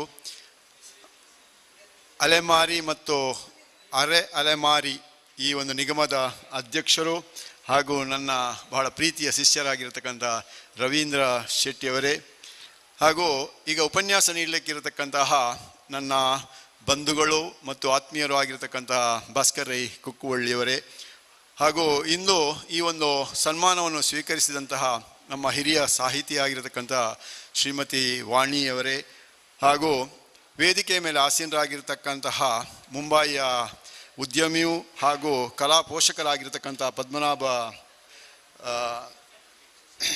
ಶಶಿಹಿತ್ಲವರೇ, ಇನ್ನೋರ್ವ ಕಲಾವಿದ ಮುಖ್ಯವಾಗಿ ಶೇಖರ್ ಶಶಿಹಿತ್ಲವರೇ, ಹಾಗೂ ಈ ಒಂದು ಕಾರ್ಯಕ್ರಮದ ರೂವಾರಿಯಾಗಿರ್ತಕ್ಕಂತಹ ಪುಷ್ಕಲ್ ಕುಮಾರ್ ರವರೇ, ಮತ್ತು ವೇದಿಕೆಯ ಮುಂಭಾಗದಲ್ಲಿ ಆಸೀನರಾಗಿರ್ತಕ್ಕಂತಹ ಎಲ್ಲ ಕಲಾಭಿಮಾನಿಗಳೇ, ಸಾಹಿತಿಗಳೇ, ಹಾಗೂ ಈ ಒಂದು ಕಾರ್ಯಕ್ರಮವನ್ನು ನೇರವಾಗಿ ಪ್ರಸಾರ ಮಾಡ್ತಾ ಇರತಕ್ಕಂತಹ ಈ ಹೊಸಕುರಲೆ ಚಾನೆಲ್ನ ನಿರ್ದೇಶಕರಂಥ ವಿದ್ಯಾಧರ್ ಶೆಟ್ಟಿಯವರೇ, ಹಾಗೂ ಈ ಊರಿನ ನಾಗರಿಕರೇ. ಇದು ಮುಖ್ಯವಾಗಿ ಇಲ್ಲಿ ಪುಷ್ಕಲ್ ಕುಮಾರ್ ಅವರು ಇನ್ನು ನಾನು ಪ್ರಸ್ತಾಪಿಸ್ತಾ ಇದ್ದೇನೆ. ಯಾಕೆ ಅಂತಂದರೆ, ಈ ನಮ್ಮ ಒಂದು ಕಲೆ ಅಂತ ಏನಿದೆ, ಒಬ್ಬ ವ್ಯಕ್ತಿಗೆ ಅದು ಸಂಗೀತ, ಸಾಹಿತ್ಯ, ಕಲೆ ಎನ್ನುವಂಥದ್ದು ಏನು ಮಾಡ್ತದೆ ಅಂತಂದರೆ ಅವರಿಗೆ ಒಂದು ಸೌಂದರ್ಯವನ್ನು ಕೊಡ್ತದೆ. ಸೌಂದರ್ಯ ಅವರು ನೋಡಲಿಕ್ಕೆ ಬಹಳ ಸುಂದರವಾಗಿರ್ತಾರೆ. ಈಗ ಪುಷ್ಕಲ್ ಕುಮಾರ್ ಅವರು ಬಹಳ ನೋಡಲಿಕ್ಕೆ ಬಹಳ ಸುಂದರವಾಗಿ ಕಂಡುಬರುವುದು ಯಾಕೆ ಅಂತಂದರೆ ಅವರಲ್ಲಿರ್ತಕ್ಕಂಥ ವಿಶೇಷವಾದಂತಹ ಆ ಒಂದು ಸಂಗೀತ, ಸಾಹಿತ್ಯ, ಕಲೆಯ ಒಂದು ಪರಿಣಾಮ ಅದು. ಆದ ಕಾರಣ ನಮಗೆ ಅಷ್ಟು ಮಾತ್ರ ಅಲ್ಲ, ಸುಂದರವಾಗಿ ಮಾತ್ರ ಕಾಣುವಂಥದ್ದಲ್ಲ ಅವರು, ಅದರ ಜೊತೆಗೇನೆ ಆಕರ್ಷಣೀಯವಾಗಿ ನಮಗೆ ಸಂತೋಷವನ್ನು ಕೊಡತಕ್ಕಂಥ ಒಬ್ಬ ವ್ಯಕ್ತಿ. ಅದೇ ಯಾಕೆ ಹಾಗೆ ಆಗಿದೆ ಅಂತಂದರೆ, ಇಂತಹ ಒಂದು ಸಂಗೀತ, ಸಾಹಿತ್ಯ, ಕಲೆಯನ್ನು ನಾವು ಆರಾಧಿಸಿಕೊಂಡು ಬಂದರೆ ಅಂತಹ ಒಂದು ವ್ಯಕ್ತಿತ್ವವನ್ನು ನಮಗೆ ಬೆಳೆಸಿಕೊಳ್ಳಲಿಕ್ಕೆ ಬರ್ತದೆ ಎನ್ನುವುದಕ್ಕೆ ಅದೊಂದು ಜೀವಂತ ನಿದರ್ಶನ. ಯಾರು? ನಮ್ಮ ಪುಷ್ಕಲ್ ಕುಮಾರ್ ಅವರು. ಹೀಗೆ ನಾವು ಒಂದೊಂದು ಉದಾಹರಣೆ ಕೊಟ್ಟರೆ, ಈಗ ಯಕ್ಷಗಾನದಲ್ಲಿ ನಾವು ಭಾಸ್ಕರ್ ರೈ ಅವರು ಯಕ್ಷಗಾನ ಅಂತ ಹೇಳುವಾಗ ನಮ್ಮ ಎದುರು ಬರುವವರು ಯಾರು ಅಂದರೆ ಭಾಸ್ಕರ್ ರೈ ಅವರು. ಯಾಕೆಂತಂದರೆ ಹಿಂದಿನ ಒಂದು ತಲೆಮಾರನ್ನು ನಾವು ತಗೊಂಡ್ರೆ ಬಹಳಷ್ಟು ದೊಡ್ಡ ದೊಡ್ಡ ಯಕ್ಷಗಾನ ಅರ್ಥಧಾರಿಗಳೆಲ್ಲ ಆಗಿ ಹೋಗಿದ್ದಾರೆ. ಆದರೆ ಇದೀಗ ಉದಯಿಸಿಕೊಂಡು ಯಕ್ಷಗಾನವನ್ನು ಬೆಳೆಸಿಕೊಂಡು ಹೋಗ್ತಕ್ಕಂಥ ಒಬ್ಬ ವ್ಯಕ್ತಿ ಅಂತಂದರೆ ಅದರಲ್ಲಿ ಅನೇಕ ಮಂದಿ ಇದ್ದಾರೆ. ಅದರಲ್ಲಿ ಭಾಸ್ಕರ್ ರೈ ಕುಕ್ಕುವಳ್ಳಿಯವರು. ಆದ ಕಾರಣ ಕುಕ್ಕುವಳ್ಳಿಯವರು ನಮಗೆ ನೋಡಲಿಕ್ಕೆ ಬಹಳ ಚಂದವಾಗಿ ಕಾಣ್ತಾ ಇದ್ದಾರೆ. ಇದು ಯಾಕೆ ಇದನ್ನು ನಾನು ಇಂಥವ್ರು ಈಗ ನಮಗೆ ವಾಣಿ ಮೇಡಮ್ರವರು ಇಷ್ಟು ಪ್ರಾಯ ಆದರೂ ಕೂಡ ಅವರಿಗೆ ನಮಗೆ ಬಹಳ ಸುಂದರವಾಗಿ ಕಾಣ್ತಾ ಇದ್ದಾರೆ. ಯಾಕೆಂದರೆ ಅವರು ಶ್ರೇಷ್ಠ ಸಾಹಿತಿಯಾಗಿ ಅವರು ಕಾಣ್ತಾ ಇರೋದು. ಆದ ಕಾರಣ ಇದು ಈ ಸಂಗೀತ ಸಾಹಿತ್ಯ, ಈಗ ನಮ್ಮ ಅರುಣ್ ಉಳ್ಳಾಲ್ರವರು ಒಳ್ಳೆ ಮಾತಾಡ್ತಾರೆ ಅಂತ ಆದರೆ ಈ ಅರುಣ್ ಉಳ್ಳಾಲ್ ನೋಡುವಾಗ ಚಂದ ಯಾಕೆ ಆಗಿದ್ದಾರೆ ಅಂದರೆ ಅವರು ಮಾತನಾಡುವ ರೀತಿ, ಅವರು ಮಾಡತಕ್ಕಂಥ ಕಾರ್ಯಕ್ರಮ ನಿರ್ವಹಿಸುವ ರೀತಿ ಉಂಟಲ್ಲ, ಅದು ಅದಕ್ಕೆ ಒಂದು ಮುಖ್ಯವಾದಂಥ ಕಾರಣ. ನಮ್ಮ ತ್ಯಾಗಮ್ರವನು ಕೂಡ ಹಾಗೆ ತ್ಯಾಗಮ್ರವರು ನಮಗೆ ಹತ್ತಿರ ಆದದ್ದು ಹೇಗೆ ಅಂತಂದರೆ ಈ ರೀತಿಯ ಕಾರ್ಯಕ್ರಮಗಳಿಂದಾಗಿ. ಆದ ಕಾರಣ ನಾವು ನಿಜವಾಗಿ ನಮ್ಮ ಲಕ್ಷ್ಮೀನಾರಾಯಣ ರೈ ಹರೇಕ ನಮ್ಮ ಮತ್ತೊಬ್ಬರ ಶಿಷ್ಯ, ಅವರು ಕೂಡ ಓರ್ವ ಕವಿ ನೋಡಿ. ಆದ ಕಾರಣ ಇಂತಹ ಅನೇಕ ಮಂದಿಯನ್ನು ನಾವು ಇದಕ್ಕೊಂದು ನಿದರ್ಶನವಾಗಿ ಕೊಡ್ಬೋದು. ಇದೀಗ ಆಗ ತಾನೇ ಒಂದು ಸಂಗೀತ ಕಚೇರಿಯಲ್ಲಿ ನಡೆಯಿತು, ಸಂಗೀತ ಕಾರ್ಯಕ್ರಮ ನಡೆಯಿತು. ಬಹಳ ಸುಂದರ, ಎಷ್ಟು ಚಂದವಾಗಿ ಹಾಡಿದ್ರು ನೋಡಿ. ಇದು ನೇರ ಪ್ರಸಾರ ಆಗಿರೋದ್ರಿಂದ ಎಲ್ಲ ಮನೆಗಳಲ್ಲಿ ನೋಡಬಹುದು. ಆದರೆ ಇಲ್ಲಿ ಸಂಖ್ಯೆ ಬಹಳ ಕಡಿಮೆ ಇತ್ತು. ಅಂತಹ ಒಂದು ಎಂಥದ್ದು ಸಂಗೀತದ ಆ ಒಂದು ಕಾರ್ಯಕ್ರಮ ಉಂಟಲ್ಲ, ಬಹಳ ಚಂದವಾಗಿ ಅವರು ಆ ಕಾರ್ಯಕ್ರಮ ನಿರ್ವಹಣೆ ಮಾಡಿದ್ದಾರೆ. ಸಂತೋಷ, ಅದೇ ನಮಗೆ ಕಲೆಯಲ್ಲಿ ಎಂಥದ್ದು ಅಂದರೆ ಸಂತೋಷ, ತಾನೂ ಸಂತೋಷ ಪಡುವುದು, ಇತರರಿಗೆ ಸಂತೋಷ ಕೊಡುವುದು.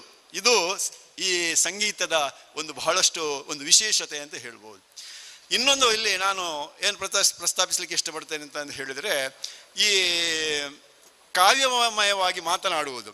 ನಾವು ಕಾವ್ಯಮಯವಾಗಿ ಮಾತನಾಡುವಂಥ ಕೌಶಲ್ಯವನ್ನು ಯಾರು ವೃದ್ಧಿಸಿಕೊಳ್ತಾರೋ ಅವರು ಉತ್ತಮ ವಾಗ್ಮಿಗಳಾಗ್ತಾರೆ, ಉತ್ತಮ ಅಧ್ಯಾಪಕರಾಗ್ತಾರೆ, ಉತ್ತಮ ವ್ಯಕ್ತಿಗಳಾಗ್ತಾರೆ. ಆದ ಕಾರಣ ಅದು ಬಹಳ ಮುಖ್ಯ. ಆದರೆ ಅದರಲ್ಲಿ ಆ ಕಾವ್ಯಮಯವಾದಂಥ ವಿಚಾರಗಳನ್ನು ಕೌಶಲ್ಯಭರಿತವಾಗಿ ಅದನ್ನು ಇನ್ನೊಬ್ಬರಿಗೆ ಹೇಳುವಂಥದ್ದನ್ನು ಕೂಡ ಅವರು ಕಲಿತುಕೊಂಡಿರಬೇಕಾಗ್ತದೆ. ಈಗ ನಾನು ಉದಾಹರಣೆ ಕೊಡಲಿಕ್ಕೆ ಹೋಗುದಿಲ್ಲ, ಒಂದು ಉದಾಹರಣೆ ಮಾತ್ರ ನಾನು ಈಗ ಎಕ್ಸಾಂಪಲ್ ಆಗಿ ನಾನು ಕೊಡ್ತಾ ಇದ್ದೇನೆ. ಈ ಕಾವ್ಯಮಯವಾಗಿ ನಾವು ಮಾತನಾಡಲಿಕ್ಕೆ ಹೊರಟ್ರೆ, ಒಂದು ಮಾತನಾಡುವಂಥ ವ್ಯಕ್ತಿ ಕಾವ್ಯಮಯವಾಗಿ ಹೇಳಲಿಕ್ಕೆ ಹೋದರೆ ಅದು ಇನ್ನೊಬ್ಬರ ಹೃದಯವನ್ನು ಹೇಗೆ ಮುಟ್ಟುತ್ತದೆ ಎನ್ನುವುದಕ್ಕೆ ಇದು ಒಂದು ಮುಖ್ಯವಾದ ಕಾರಣ. ಯಾವುದು ಅಂತಂದರೆ, ಈಗ ಕಲೆ ಬಹಳ ಮುಖ್ಯ ಅಂತ ಕಲೆಯ ಮಹತ್ವ ಅಂತ ಹೇಳ್ತಾರೆ. ಕಲೆ ಬಹಳ ಮುಖ್ಯ ಅಂತ. ಹಾಗಾದರೆ ಸಾಹಿತಿಯಾದವ ಕಲೆಯನ್ನು ಹೇಗೆ ಹೇಳ್ತಾನೆ ನೋಡಿ. ಸಾಗರಕ್ಕೊಂದು ಅಲೆ, ಜೇಡನಿಗೊಂದು ಬಲೆ, ಇರಲೊಂದು ನೆಲೆ, ಊಟಕ್ಕೊಂದು ಎಲೆ, ಶರೀರಕ್ಕೊಂದು ತಲೆ, ಮಾತಿಗೊಂದು ಬೆಲೆ ಎಷ್ಟು ಮುಖ್ಯನೋ ಅಷ್ಟೇ ಬದುಕಿಗೊಂದು ಕಲೆ ಮುಖ್ಯ ಅಂತ ಹೀಗೆ ಹೇಳಿದರೆ ಉಂಟಲ್ಲ, ಆ ಕಲೆಯ ಮಹತ್ವ ಏನಾಗ್ತದೆ, ಇನ್ನೊಬ್ಬ ವ್ಯಕ್ತಿಯ ಹೃದಯಕ್ಕೆ ಬೇಗನೆ ಮುಟ್ಟುತ್ತದೆ. ಇದು ಅದರ ವಿಶೇಷತೆ. ಇದರ ವಿಶೇಷತೆಯೇ ಅದು. ಆದ ಕಾರಣ ಕವಿಯಾಗಿರಲಿ, ಭಾಷಣಕಾರನಾಗಿರಲಿ, ಕಲಾಗಾರನಾಗಿರಲಿ, ಯಾರೇ ಆಗಿರಲಿ, ಅದನ್ನು ಕಾವ್ಯಾತ್ಮಕವಾಗಿ ನಾವು ಹೇಳುವಂತಹ ಕೌಶಲ್ಯವನ್ನು ನಾವು ಅರಿತುಕೊಂಡಿದ್ರೆ, ತಿಳಿದುಕೊಂಡಿದ್ರೆ ಅವ ಒಳ್ಳೆಯ ಸಾಹಿತ್ಯ ಆಗಲಿಕ್ಕೆ ಸಾಧ್ಯತೆ ಇದೆ ಎನ್ನುವಂಥದ್ದನ್ನು ನಾನು ಈ ಸಂದರ್ಭದಲ್ಲಿ ಹೇಳಲಿಕ್ಕೆ ಇಷ್ಟಪಡ್ತಾ ಇದ್ದೇನೆ. ಇನ್ನೊಂದು, ಪ್ರತಿಯೊಬ್ಬರಿಗೂ ಕವಿ ಹೃದಯದ ಅನುಕಂಪ ಬೇಕಂತೆ. ಕವಿ ಹೃದಯದ ಅನುಕಂಪ ಬೇಕಂತೆ. ಕವಿ ಹೃದಯದ ಅನುಕಂಪ ಇದ್ದರೆ ಒಳ್ಳೆಯ ರಾಜಕಾರಣಿ ಆಗಲಿಕ್ಕೆ ಆಗ್ತದೆ. ವಾಜಪೇಯಿ ಅವರನ್ನು ತಗೊಳ್ಳಿ ಉದಾಹರಣೆ, ಒಳ್ಳೆಯ ರಾಜಕಾರಣಿ ಆಗಲಿಕ್ಕೆ ಆಗ್ತದೆ. ಕವಿ ಹೃದಯದ ಅನುಕಂಪ ಇದ್ದರೆ ಒಳ್ಳೆಯ ಅಧ್ಯಾಪಕನಾಗಲಿಕ್ಕೆ ಆಗ್ತದೆ. ಕವಿ ಹೃದಯದ ಅನುಕಂಪ ಇದ್ದರೆ ಒಳ್ಳೆಯ ಮಾತುಗಾರನಾಗಲಿಕ್ಕೆ ಆಗ್ತದೆ. ಈಗ ನೀವೆಲ್ಲ ನನ್ನನ್ನು ಬಹಳ ಕುತೂಹಲದಿಂದ ಆಲಿಸ್ತಾ ಇದ್ದೀರಿ ಅಂತ ಆದರೆ ಇದು ಕವಿ ಹೃದಯ. ಇದು ಆ ಕಾವ್ಯಮಯವಾಗಿ ನಾವು ಮಾತನಾಡಲಿಕ್ಕೆ ನಮಗೆ ಶಕ್ತಿ ಉಂಟು, ಸಾಮರ್ಥ್ಯ ಉಂಟು ಅಂತಾದರೆ ಅದು ಆಕರ್ಷಣೀಯವಾಗಿರ್ತದೆ. ಆದ ಕಾರಣ ಇದು ಒಬ್ಬ ಮಾನವನ ವ್ಯಕ್ತಿತ್ವವನ್ನು ಬೆಳೆಸಲಿಕ್ಕೆ ಬೇಕಾದಂತಹ ಒಂದು ಒಳ್ಳೆಯ ಜಾಗ ಇದು. ಆದ ಕಾರಣ ನಾನು ಯಾಕೆ ಈ ಮಾತನ್ನು ಇಲ್ಲಿ ಪ್ರಸ್ತಾಪಿಸಿದೆ ಅಂತ ಅಂದರೆ, ಇಂತಹ ಕಾರ್ಯಕ್ರಮಗಳನ್ನು ನಾವು ಮಾಡಬೇಕು. ಇಂತಹ ಕಾರ್ಯಕ್ರಮಗಳನ್ನು ನಾವು ಮಾಡಿದೆವು ಅಂತಾದರೆ ಈ ಯುವ ಜನಾಂಗಕ್ಕೆ ಅದರ ರುಚಿಯನ್ನು ಮುಟ್ಟಿಸಲಿಕ್ಕೆ ಆಗ್ತದೆ, ಅದಕ್ಕೆ ಒಂದು ಒಳ್ಳೆಯ ಸಂದೇಶವನ್ನು ಕೊಡಲಿಕ್ಕೆ ಆಗ್ತದೆ. ಅಂತಹ ಒಂದು ಒಳ್ಳೆಯ ಕಾರ್ಯಕ್ರಮ ಈ ಜಾಗದಲ್ಲಿ ವಿದ್ಯಾರತ್ನ ಈ ಆಂಗ್ಲ ಮಾಧ್ಯಮ ಶಾಲೆಯ ಈ ಒಂದು ಜಾಗದಲ್ಲಿ. ಯಾಕೆಂತಂದರೆ ಸಾವಿರಾರು ಜನಗಳಿಗೆ ವಿದ್ಯೆ ಕೊಡ್ತಕ್ಕಂಥ ಒಂದು ಪವಿತ್ರವಾದಂಥ ಜಾಗದಲ್ಲಿ ಈ ಒಳ್ಳೆಯ ಕಾರ್ಯಕ್ರಮ ನಡೆದಿದೆ. ಈ ಒಂದು ಕಾರ್ಯಕ್ರಮದ ಮೂಲಕ ಇನ್ನಷ್ಟು ಒಳ್ಳೆಯ ಸಾಹಿತಿಗಳು, ಕವಿಗಳು, ಒಳ್ಳೆಯ ಮಾತುಗಾರರು, ಎಲ್ಲ ಕಲಾಗಾರರೆಲ್ಲ ಉದಯಿಸಲಿ ಎನ್ನುವಂತಹ ಮಾತಿನೊಂದಿಗೆ ನಾನು ನನ್ನ 2 ಮಾತನ್ನು ಮುಕ್ತಾಯಗೊಳಿಸಿದ್ದೇನೆ. ನಮಸ್ಕಾರ.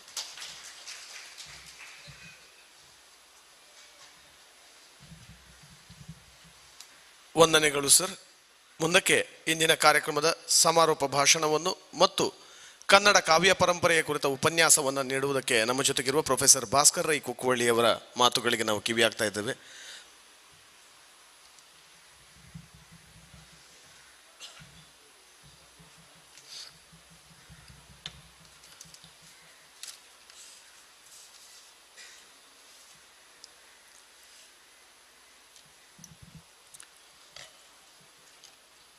ಕನ್ನಡ ಕಾವ್ಯ ಕಮ್ಮಟದ ಈ ಒಂದು ವೇದಿಕೆ ಕನ್ನಡ ಅಭಿವೃದ್ಧಿ ಪ್ರಾಧಿಕಾರಕ, ಕರ್ನಾಟಕ ಸರ್ಕಾರ ಮತ್ತು ತೋನ್ಸೆ ಸಾಂಸ್ಕೃತಿಕ ತರಬೇತಿ ಕೇಂದ್ರದ ಆಶ್ರಯದಲ್ಲಿ ಬೆಳಗಿನಿಂದ ಇಲ್ಲಿಯವರೆಗೆ ಬಹಳ ಸುಂದರವಾಗಿ ನಡೆಯಿತು. ನಮ್ಮ ರವೀಂದ್ರಯ್ಯವರು ಹೇಳಿದ ಹಾಗೆ ಸೌಂದರ್ಯ ಪ್ರಜ್ಞೆಯಿಂದ ಯಾವುದೇ ಒಂದು ಕಾರ್ಯಕ್ರಮವನ್ನು ಆಯೋಜನೆ ಮಾಡಿದರೆ ಅದು ಯಶಸ್ಸಿನ ಮಜಲನ್ನು ಏರುತ್ತದೆ ಎನ್ನುವುದಕ್ಕೆ ಅದು ಸಾಕ್ಷಿ. ಇದು ಸಮಾರೋಪ ಸಮಾರಂಭ. ಇದರ ಒಂದು ಅಧ್ಯಕ್ಷತೆಯನ್ನು ವಹಿಸಿಕೊಂಡಿರುವಂತಹ ನನ್ನ ಆತ್ಮೀಯರು, ಈಗ ರಾಜ್ಯ ಸಚಿವ ದರ್ಜೆಯ ಒಬ್ಬರು ಜನಪ್ರತಿನಿಧಿಗಳು ನಮ್ಮ ರವೀಂದ್ರ ಶೆಟ್ಟಿ ಉಳಿದಿಟ್ಟು ಅವರು, ಹಾಗೆ ಈ ವೇದಿಕೆಯಲ್ಲಿ ಹೊರನಾಡ ಕನ್ನಡಿಗರಾಗಿ 3 ಮಂದಿ ನಮ್ಮ ಜೊತೆ ಇದ್ದಾರೆ. ನಮ್ಮ ಲಕ್ಷ್ಮೀನಾರಾಯಣರನ್ನು ಸೇರಿಸಿದರೆ 4 ಮಂದಿ. ಆ ಲೆಕ್ಕದಲ್ಲಿ ಬಹುಶಃ ಕಾವ್ಯ ಕಮ್ಮಟ ಅತ್ಯಂತ ಯಶಸ್ಸನ್ನು ಪಡೆಯಿತು ಅಂತ ನಾವು ಹೇಳ್ಬೋದು. ಇವತ್ತು ಸನ್ಮಾನವನ್ನು ಸ್ವೀಕರಿಸಿರುವಂತಹ ಡಾಕ್ಟರ್ ವಾಣಿ ಉಚ್ಚಿಲ್ಕರ್ ಅವರೇ, ಹಾಗೆ ನನ್ನ ಆತ್ಮೀಯರಾದಂತಹ ಪದ್ಮನಾಭ ಸಸೀತ್ಲು ಅವರೇ, ಶೇಖರ ಸಸೀತ್ಲು ಅವರೇ, ನನ್ನ ಭಾಳಷ್ಟು ಪ್ರೀತಿ ಪಾತ್ರರಾಗಿರತಕ್ಕಂಥ ರವೀಂದ್ರ ರೈ ಹಳೇಕರ ಅವರೇ, ಮತ್ತು ಈ ಕಾರ್ಯಕ್ರಮದ ರೂವಾರಿಗಳು ನನ್ನ ಆತ್ಮೀಯರು ಆದಂತಹ ತೋನ್ಸೆ ಪುಷ್ಕಳ್ ಕುಮಾರ್ ಅವರೇ, ಮತ್ತು ಬೆರಳೆಣಿಕೆಯ ಮಂದಿ ನಮ್ಮ ಜೊತೆ ಇರುವಂತಹ ಸಹೃದಯರೇ. ಈ ಬಹುಶಃ ಕೊರೋನಾದ ಒಂದು 2 ಅಲೆಗಳ ಈ ಒಂದು ಸಂದರ್ಭದಲ್ಲಿ ನಮ್ಮ ಸಾಹಿತಿಗಳು, ಕಲಾವಿದರು ಆರಿಸಿಕೊಂಡಿರುವಂತಹ ಒಂದು ವೇದಿಕೆ ಅಂತ ಹೇಳಿದರೆ ಡಿಜಿಟಲ್ ಪ್ಲ್ಯಾಟ್ಫಾರ್ಮ್, ಈ ವರ್ಟಿಕಲ್ ವೇದಿಕೆ. ಅದರ ಮೂಲಕವಾಗಿ ಬಹುಶಃ ನಿರಂತರವಾಗಿ ಇಂತಹ ಸಾಹಿತ್ಯದ ಸಾಂಸ್ಕೃತಿಕ ಕಾರ್ಯಕ್ರಮಗಳು ನಡೀತಾ ಇದ್ದಾವೆ. ನಾವೀಗ ಅದಕ್ಕೆ ಒಗ್ಗಿ ಹೋಗಿದ್ದೇವೆ. ಇಲ್ಲಿಯವರೆಗೆ ಅಂತ ಹೇಳಿದರೆ ಹಳ್ಳಿಯವರು ಕೂಡ ಈಗ ಯೂಟ್ಯೂಬ್, ಫೇಸ್ಬುಕ್ಗಳನ್ನು ಅವಲಂಬಿಸಿರುವುದನ್ನು ನಾವು ಕಾಣುತ್ತೇವೆ. ಹಾಗಾಗಿ ಚಟುವಟಿಕೆಗಳು ಕಡಿಮೆ ಆಗಲಿಲ್ಲ, ಸಾರ್ವಜನಿಕ ವೇದಿಕೆಗಳು, ಸಮಾವೇಶಗಳು ಕಾಣಲಿಕ್ಕೆ ಸಿಗ್ತಾ ಇಲ್ಲ ಅಷ್ಟೇ. ಅಂಥ ಒಂದು ಸಂದರ್ಭದಲ್ಲಿ ಇವತ್ತು ರಾಜ್ಯ ಮಟ್ಟದ ಒಂದು ಪ್ರಾಧಿಕಾರದ ನೆರಳಲ್ಲಿ ಇವತ್ತು ಮಾಡ್ತಾ ಇರುವಂಥ ಕಾರ್ಯಕ್ರಮ ಇದು. ನನ್ನ ಮಿತ್ರರಾದಂಥ ಶಿವರಾಮ್ ಶೆಟ್ಟರು ಇವತ್ತು ಬಂದು ಸಮಾರೋಪ ಭಾಷಣ ಮಾಡಬೇಕಾಗಿತ್ತು. ಹಾಗಾಗಿ ಅದೆರಡನ್ನೂ ಜೋಡಿಸಿಕೊಂಡಾಗ ಇಲ್ಲಿ ಉಪನ್ಯಾಸ ನನಗೆ ಗೌಣವಾಗಿ ಕಾಣುತ್ತದೆ. ಯಾಕಂದರೆ ಕಾವ್ಯ ಕಮ್ಮಟದಲ್ಲಿ ಇಬ್ಬರು ಸಂಪನ್ಮೂಲ ವ್ಯಕ್ತಿಗಳು ಬಹುಶಃ ಕನ್ನಡ ಕಾವ್ಯದ ಸೂಕ್ಷ್ಮಗಳು ಏನು, ಅದರ ಛಂದಸ್ಸಿನ ಆ ವಿಧಾನ ಹೇಗೆ, ಅದರ ರಚನಾ ಕೌಶಲ್ಯ ಹೇಗೆ ಅನ್ನೋದನ್ನು ಬಹುಶಃ ಎಲ್ಲ ಹೇಳಿರಬೇಕು. ಹಾಗಾಗಿ ಅದರ ಬಗ್ಗೆ ಹೆಚ್ಚು ಪ್ರಸ್ತಾಪ ಮಾಡುವ ಅಗತ್ಯ ನನಗೆ ಕಾಣ್ತಾ ಇಲ್ಲ. ಆದರೆ ಭಾಳ ಸಂತೋಷ ಏನು ಅಂತ ಹೇಳಿದರೆ, ಕನ್ನಡದ ಒಂದು ಮೇಲಿನ ಪ್ರೀತಿ, ಅದರ ಮೇಲೆ ಕೃಷಿ ಮಾಡುವಂತಹ ಒಂದು ಆಸಕ್ತಿ, ಎಳೆಯ ತಲೆಮಾರಿನಲ್ಲಿ ಹುಟ್ಟಿಸುವಂಥ ಕೆಲಸಗಳನ್ನು ನಾವು ಎಂತಹ ಒಂದು ಸಂಕಟದ ಪರಿಸ್ಥಿತಿಯಲ್ಲಿ ಕೂಡ ಮಾಡಿಕೊಂಡು ಬರಬೇಕಾಗ್ತದೆ. ಉದಾಹರಣೆಗೆ ಇದು ಆಂಗ್ಲ ಮಾಧ್ಯಮ ಶಾಲೆ, ಆದರೆ ನಮ್ಮ ರವೀಂದ್ರ ಶೆಟ್ಟರು ರಾಜ್ಯ ಮಟ್ಟದ ರತ್ನೋತ್ಸವ ಕಳೆದ ಸುಮಾರು 1.5 ದಶಕಗಳಿಂದ ಇಲ್ಲಿ ಮಾಡಿಕೊಂಡು ಬಂದರು. 2 ವರ್ಷಗಳಿಂದ ಆಗಲಿಲ್ಲ.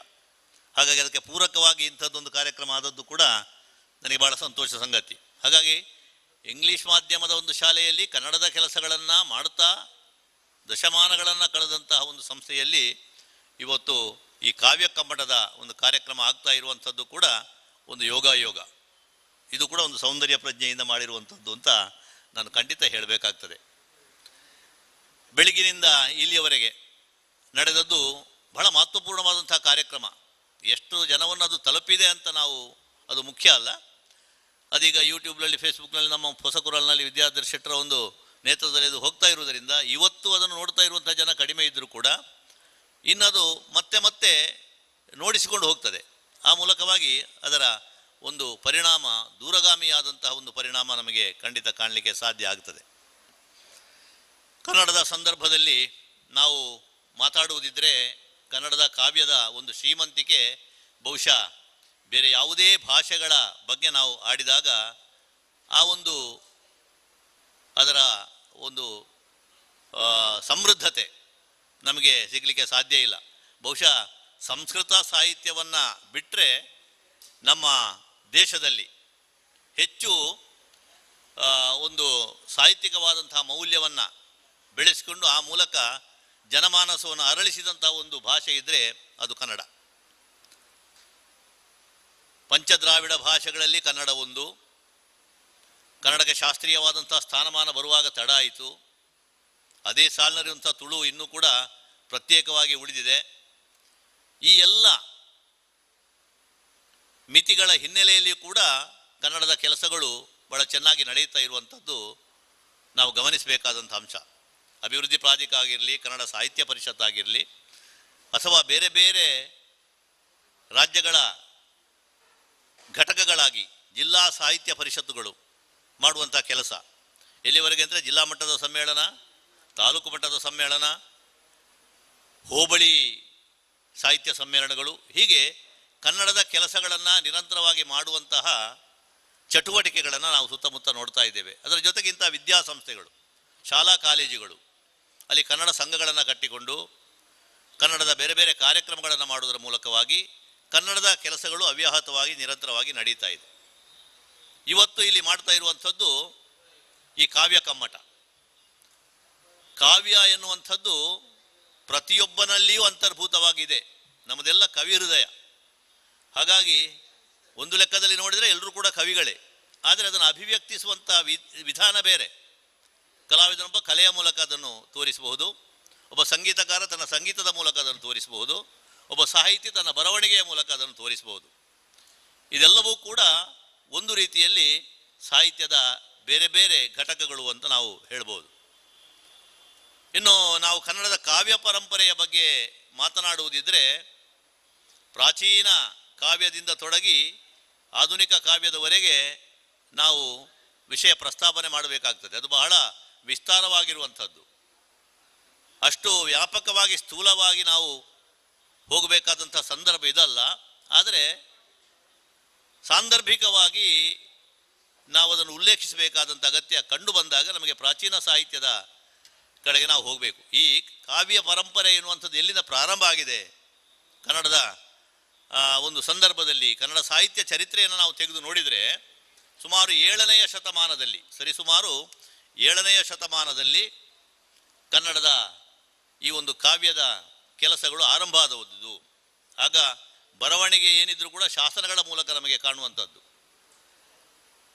ಚಾಳುಕ್ಯರ ಆಳ್ವಿಕೆಯ ಕಾಲದಲ್ಲಿ ನಮಗೆ ಬಹುಶಃ ದಾಖಲೆಗಳಿಂದ ಸಿದ್ದು ಬರುವುದು ಏನು ಅಂತ ಹೇಳಿದರೆ ಕ್ರಿಸ್ತಶಕ 7ನೇ ಶತಮಾನದಲ್ಲಿ ಚಾಳುಕ್ಯರ, ಅದು ಕೂಡ ಪುಲಿಕೇಶಿ ಆಳ್ತಾ ಇದ್ದಾಗ ಅಲ್ಲಿದ್ದಂತಹ ಕಪ್ಪೆ ಅರೆಭಟ್ಟ ಎನ್ನುವಂಥ ಒಬ್ಬ ಯೋಧ ಅವ ಮಾಡಿದಂಥ ಒಂದು ಶಾಸನ ಇದೆ. ಆ ಶಾಸನದಲ್ಲಿ ಈ ಕನ್ನಡದ ಉಲ್ಲೇಖವನ್ನು ಕಾಣುತ್ತೇವೆ.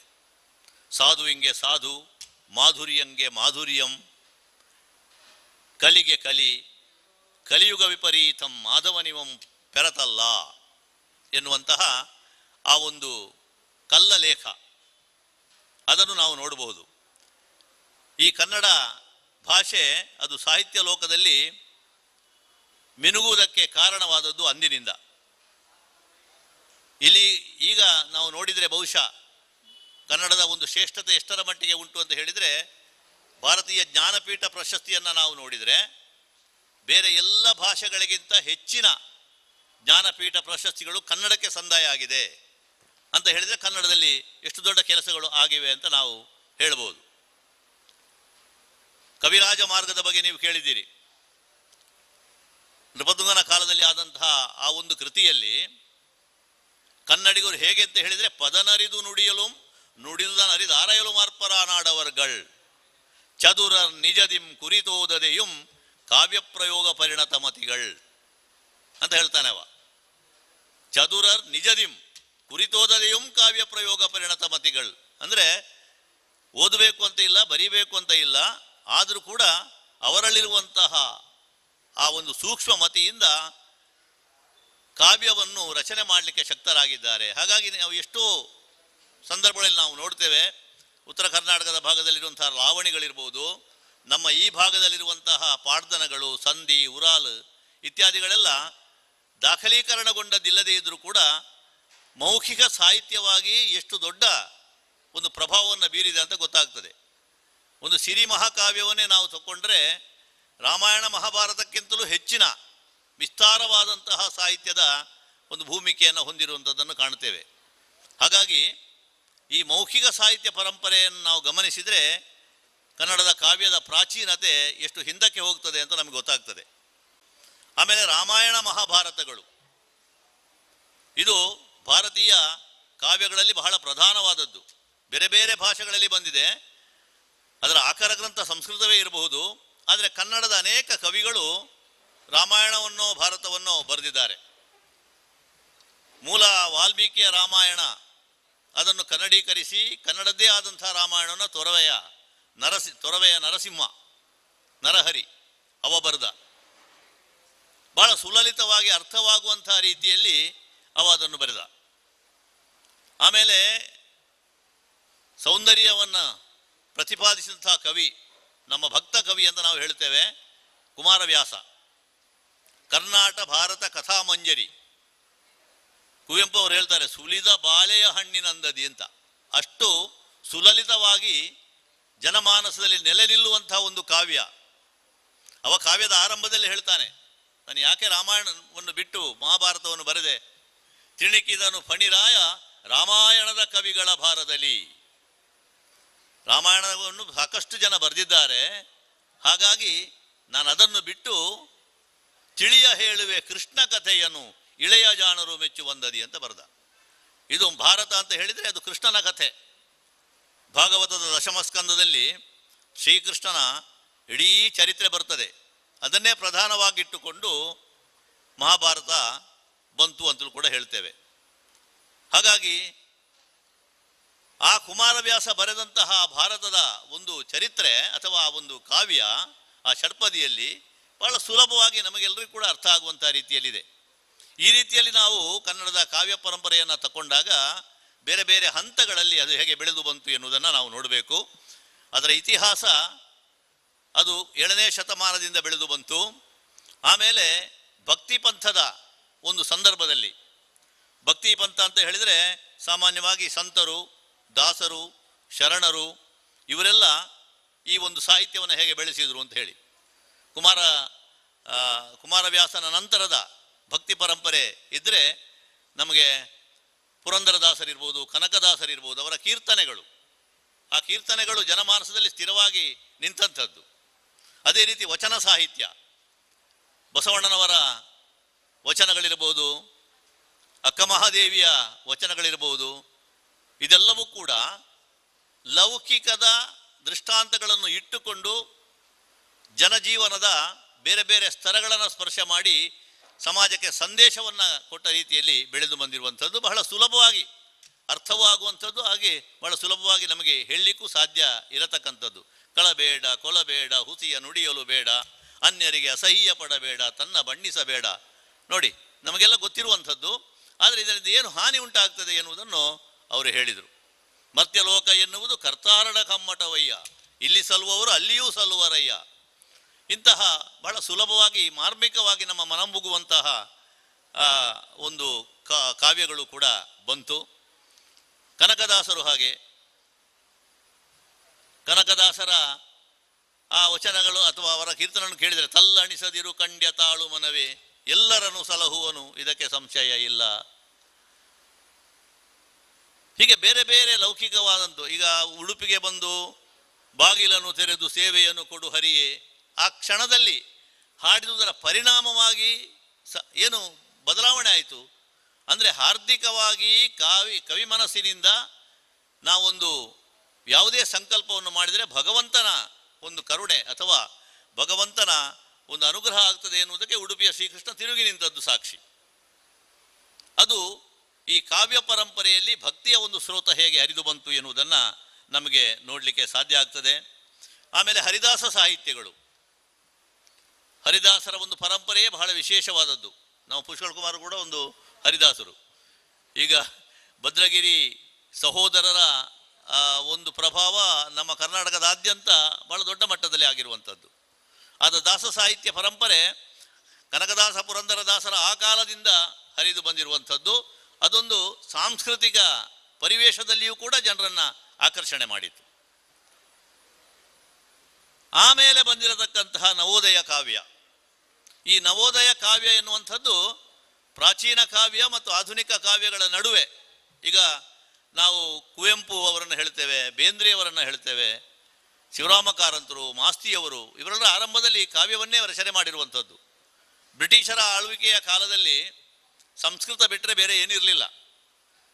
ಮತ್ತು ಅವರ ಪ್ರಭಾವದಿಂದ ಕನ್ನಡದ ಕವಿಗಳು ಕೂಡ ಕನ್ನಡದಲ್ಲಿ ಬರೆಯುವಂತಹ ಪ್ರಯತ್ನಕ್ಕೆ ಹೋಗಲಿಲ್ಲ. ಕುವೆಂಪು ಅವರು ಕೂಡ ಆರಂಭದಲ್ಲಿ ಒಂದು ಇಂಗ್ಲೀಷ್ ಕವನ ಸಂಕಲನವನ್ನೇ ಹೊರಗೆ ತಂದಿದ್ದರಂತೆ. ಆಮೇಲೆ ಅವರ ಗುರುಗಳು ಅವರು ಹೇಳಿದ್ದರಿಂದ ಅವರು ಕನ್ನಡವನ್ನು ಬರೀಲಿಕ್ಕೆ ತೊಡಗಿದರು.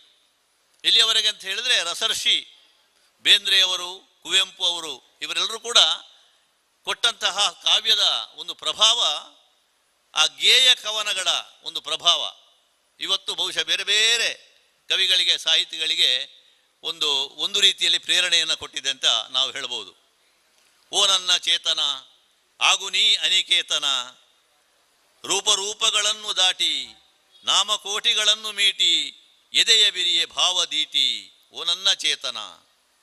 ಎಷ್ಟು ಸುಂದರವಾದ ಹಾಡು ನೋಡಿ. ನನ್ನ ಚೇತನ ಎನ್ನುವಂಥದ್ದು ಯಾವುದೇ ಗೋಡೆಗಳನ್ನು ಕಟ್ಟಿಕೊಳ್ಳದೆ ಅದರಾಚೆಗೆ ವಿಹರಿಸುವಂಥದ್ದಾಗಬೇಕು ಅಂತ ಹೇಳಿದರೆ ಸಾಮಾಜಿಕವಾಗಿ ಮನುಜ ಮತ ವಿಶ್ವಪಥ, ಇದು ಪ್ರತಿಯೊಬ್ಬನ ಮನಸ್ಸಿನಲ್ಲಿ ಇರಬೇಕಾದಂತಹ ಆದರ್ಶ ಎನ್ನುವುದನ್ನು ಅವರು ಕವಿತೆಗಳಲ್ಲಿ ಕಟ್ಟಿಕೊಟ್ರು. ಆಮೇಲೆ ಕನ್ನಡದ ಬಗ್ಗೆ ತುಂಬ ಹಾಡುಗಳನ್ನು, ಆಗಾಗ ನಾವು ಗುಣಗುಣಿಸುವಂಥ ಹಾಡುಗಳನ್ನು ಬರೆದಿದ್ದಾರೆ ಕುವೆಂಪು ಅವರು. ಎಲ್ಲೇ ಇರು, ಹೇಗೇ ಇರು, ಎಲ್ಲಾದರೂ ಇರು, ನೀನು ಕನ್ನಡವಾಗಿರು, ಕನ್ನಡವೇ ಸತ್ಯ, ಕನ್ನಡವೇ ನಿತ್ಯ, ಬಾರಿಸು ಕನ್ನಡ ಡಿಂಡಿ ಮಾವ, ಓ ಕರ್ನಾಟಕ ಹೃದಯ ಶಿವ. ಇವತ್ತು ನಮ್ಮ ನಾಡಗೀತೆಯಾಗಿ ಕುವೆಂಪು ಅವರ ಸಾಹಿತ್ಯವನ್ನು ನಾವು ತಗೊಂಡಿದ್ದೇವೆ. ಕನ್ನಡದ ಪ್ರತಿಯೊಂದು ಕೆಲಸಗಳಲ್ಲಿಯೂ ಕೂಡ ನಾಡಗೀತೆಯನ್ನು ಹಾಡಲೇಬೇಕು ನಾವು. ಅಂತಹ ಒಂದು ನಾಡಗೀತೆ ಇವತ್ತು ಕುವೆಂಪು ಅವರ ಲೇಖನಿಯಿಂದ ಹರಿದು ಬಂತು. ಹೇಗೆ ಜನಗಣ ಮನ ರಾಷ್ಟ್ರಗೀತೆಯೋ ಹಾಗೆ ಈ ಜಯ ಕರ್ನಾಟಕ ಮಾತೆ ಎನ್ನುವಂತಹ ಈ ನಾಡಗೀತೆಯನ್ನು ಕೂಡ ಇವತ್ತು ಎಲ್ಲ ವಿದ್ಯಾಸಂಸ್ಥೆಗಳಿರ್ಬೋದು, ಸರ್ಕಾರಿ ಕಾರ್ಯಕ್ರಮಗಳಿರ್ಬೋದು ನಾವು ಹಾಡ್ತೇವೆ. ಅದು ಕಾವ್ಯದ ಒಂದು ದೊಡ್ಡ ಸಂಗತಿ ಅಂತ ಹೇಳ್ಬೋದು. ಇನ್ನು ಬೇಂದ್ರೆಯವರು ಬರೆದಂತಹ ಎಲ್ಲ ಕವನಗಳು ಕೂಡ ಅದು ಹಿಟ್ಟಾದಂತಹ ಕವನಗಳು ಅಥವಾ ಹಿಟ್ಟಾದಂತಹ ಹಾಡುಗಳು. ಅವರು ನೋಡಿ, ಏಳು ಚಿನ್ನ ಬೆಳಗಾಯಿತು ಅಣ್ಣ, ಮೂಡಲವು ತೆರೆಯ ಕಣ್ಣ. ನಿತ್ಯದ ನಮ್ಮ ಸೃಷ್ಟಿಯ ವೈಚಿತ್ರ್ಯಗಳನ್ನು ಅವರು ಕವಿತೆಗಳಲ್ಲಿ ಕಟ್ಟಿಕೊಟ್ರು. ಮೂಡಲ ಮನೆಯ ಮುತ್ತಿನ ನೀರಿನ ಎರಕಾಹ ಒಯ್ದು, ಮುಗಿಲ ಮಾರಿಗೆ ರಾಗರತಿ, ಶ್ರಾವಣ ಬಂತು ಶ್ರಾವಣ, ಭೃಂಗದ ಬೆನ್ನೇರಿ ಬಂತು ಕಲ್ಪನಾ ವಿಲಾಸ. ಇಂತಹ ಕವಿತೆಗಳನ್ನು ಬಹಳ ಸುಂದರವಾಗಿ ಅರ್ಥ ಆಗುವ ರೀತಿಯಲ್ಲಿ ಯಾರಾದರೂ ವಿವರಣೆ ಮಾಡಬೇಕಾದಂಥ ಅಗತ್ಯ ಇಲ್ಲ. ಕೇಳಿ ಕೂಡ ಅಷ್ಟು ಹಾಡುವಾಗ ಅಷ್ಟು ಆನಂದ ಆಗ್ತದೆ. ಅಂಥದ್ದನ್ನು ಅವರು ಕೊಟ್ಟರು. ನಮ್ಮವರೇ ಆದಂತಹ ನಾಡೋಜ ಕವಿ ಕಯ್ಯಾರರು ಸ್ವಾತಂತ್ರ್ಯ ಕಾಲದಲ್ಲಿ ಐಕ್ಯಗಾನದ ಮೂಲಕ ಕನ್ನಡಿಗರ ಕೆಚ್ಚನ್ನು ಬಡಿದೆಬ್ಬಿಸುವಂಥ ಕೆಲಸವನ್ನು ಮಾಡಿದರು. ಐಕ್ಯ ಒಂದೇ ಮಂತ್ರ, ಐಕ್ಯದಿಂದ ಸ್ವತಂತ್ರ, ಐಕ್ಯಗಾನದಿ ರಾಷ್ಟ್ರ ತೇಲುತ್ತಿರಲಿ. ಬೆಂಕಿ ಬಿದ್ದಿದೆ ಮನೆಗೆ ಓ ಬನ್ನಿ, ಬೆಂಕಿ ಬಿದ್ದಿದೆ ಎಲ್ಲರೂ ಎದ್ದೆದ್ದು ಓಡಿ ಬನ್ನಿ, ಕನ್ನಡದ ಗಡಿಕಾಯೆ ಕನ್ನಡದ ನುಡಿಕಾಯೆ, ಕಾಯಲಾರೆನೆ ಸಾಯೆ ಓ ಬನ್ನಿ. ಇಂತಹ ರೋಮಾಂಚನದ ಕವಿತೆಗಳನ್ನು ಕೊಟ್ಟರು. ಕವಿ ಹುಯಿಲಗೋಳ ನಾರಾಯಣರಾಯರು ಈ ಕನ್ನಡ ಸ್ವಾತಂತ್ರ್ಯ ನಮಗೆ ಸಿಕ್ಕಿದರೂ ಕೂಡ ಭಾಷಾವಾರು ಪ್ರಾಂತ್ಯ ರಚನೆ ಆಗುವಾಗ ಕನ್ನಡದ ಸ್ಥಾನಮಾನದ ಬಗ್ಗೆ ಒಂದು ರೀತಿಯ ಬೇಗುದಿ ಇತ್ತು ಕನ್ನಡಿಗರಿಗೆ. ಆಗ ಉದಯವಾಗಲಿ ನಮ್ಮ ಚೆಲುವ ಕನ್ನಡ ನಾಡು ಅಂತ ಹುಯಿಲಗೋಳ ನಾರಾಯಣರಾಯರು ಹಾಡಿದರು. ಧಾರವಾಡದಲ್ಲಿ ಧಾರವಾಡ ವಿದ್ಯಾವರ್ತಕ ಸಂಘದವರು ಕನ್ನಡದ ಎಲ್ಲ ಮನಸ್ಸುಗಳು ಒಟ್ಟಾಗಿ ಒಂದು ರೀತಿಯ ಕ್ರಾಂತಿಯನ್ನೇ ಮಾಡಿದರು. ಅದು ಕನ್ನಡದ ಏಕೀಕರಣಕ್ಕೆ ಕೂಡ ಕಾರಣ ಆಯಿತು. ಹಾಗಾಗಿ ಸಾಹಿತ್ಯದಿಂದ ಸಾಮಾಜಿಕ ಪರಿಣಾಮ ಆಗ್ತದೆ ಎನ್ನುವುದಕ್ಕೆ ಇತಿಹಾಸದ ಹಲವು ಸಂದರ್ಭಗಳನ್ನು ನಾವು ನೋಡಬಹುದು. ಹೀಗೆ ನವೋದಯ ಕಾವ್ಯದಲ್ಲಿ ಕೂಡ ಈಗ BMC ಅವರು ಅವರ ಇಂಗ್ಲಿಷ್ ಪದ್ಯಗಳು, ಆ ಇಂಗ್ಲಿಷ್ ಪದ್ಯಗಳನ್ನು ಅನುವಾದ ಮಾಡಿದರು. ಅವಳ ತೊಡುಗೆ ಇವಳಿಗಿಟ್ಟು, ಇವಳ ತೊಡುಗೆ ಅವಳಿಗಿಟ್ಟು ನೋಡ ಬಯಸಿದೆ. ಅಂದರೆ ನಮ್ಮಲ್ಲಿ ಮಡಿವಂತಿಕೆ ಬೇಕು ಅಂತ ಇಲ್ಲ, ಭಾಷೆಯ ನಡುವೆ ಕೊಡುಕೊಳ್ಳುವಿಕೆ ಅನಾದಿಯಿಂದಲೂ ಕೂಡ ಇದ್ದದ್ದು. ನಾವು ಯಾವುದೇ ಕನ್ನಡದ ಸಾಹಿತ್ಯವನ್ನು ನೋಡಿದರೆ ಅದರ ಬೇರುಗಳು ಎಲ್ಲಿ ಅಂತ ಹೇಳಿದರೆ ಸಂಸ್ಕೃತ ಸಾಹಿತ್ಯದಲ್ಲೇ ಇರುವಂಥದ್ದು. ಬ್ರಿಟಿಷರ ಪ್ರಭಾವದಿಂದ ಆಂಗ್ಲ ಸಾಹಿತ್ಯದ ಪರಿಚಯ ಕೂಡ ನಮಗಾಯಿತು. ಆ ಮೂಲಕವಾಗಿ ಕುವೆಂಪು ಆಗಲಿ ಮೊದಲ ಹಿರಿಯ ಕವಿಗಳೆಲ್ಲ ಒಂದು ರೀತಿಯಲ್ಲಿ ಅದರಿಂದಲೂ ಪ್ರಭಾವಿತರಾಗಿದ್ದಾರೆ. ಕನ್ನಡದ ವರ್ಡ್ಸ್ವರ್ತ್ ಅಂತ ಹೇಳ್ತಾರೆ ಕುವೆಂಪು ಅವರನ್ನು. ಹಾಗೆ ಹೋಲಿಕೆ ಮಾಡುವ ಅಗತ್ಯ ಇಲ್ಲ. ಹಾಗಂತ ಆಂಗ್ಲ ಸಾಹಿತ್ಯದ ಪ್ರಭಾವ ಇಲ್ಲದೇ ಇಲ್ಲ ಎನ್ನುವುದನ್ನು ನಾವು ಒಪ್ಪಲೇಬೇಕಾದದ್ದು. ಈ ಎಲ್ಲ ಹಿರಿಯ ಕವಿಗಳ ಒಂದು ಆದರ್ಶ ಏನಿದೆ, ಮಾದರಿ ಏನಿದೆ, ಅದು ಇವತ್ತಿಗೂ ಕೂಡ ಎಳೆಯ ಕವಿಗಳಲ್ಲಿ ಉತ್ಸಾಹವನ್ನು ತುಂಬುವಂಥದ್ದು.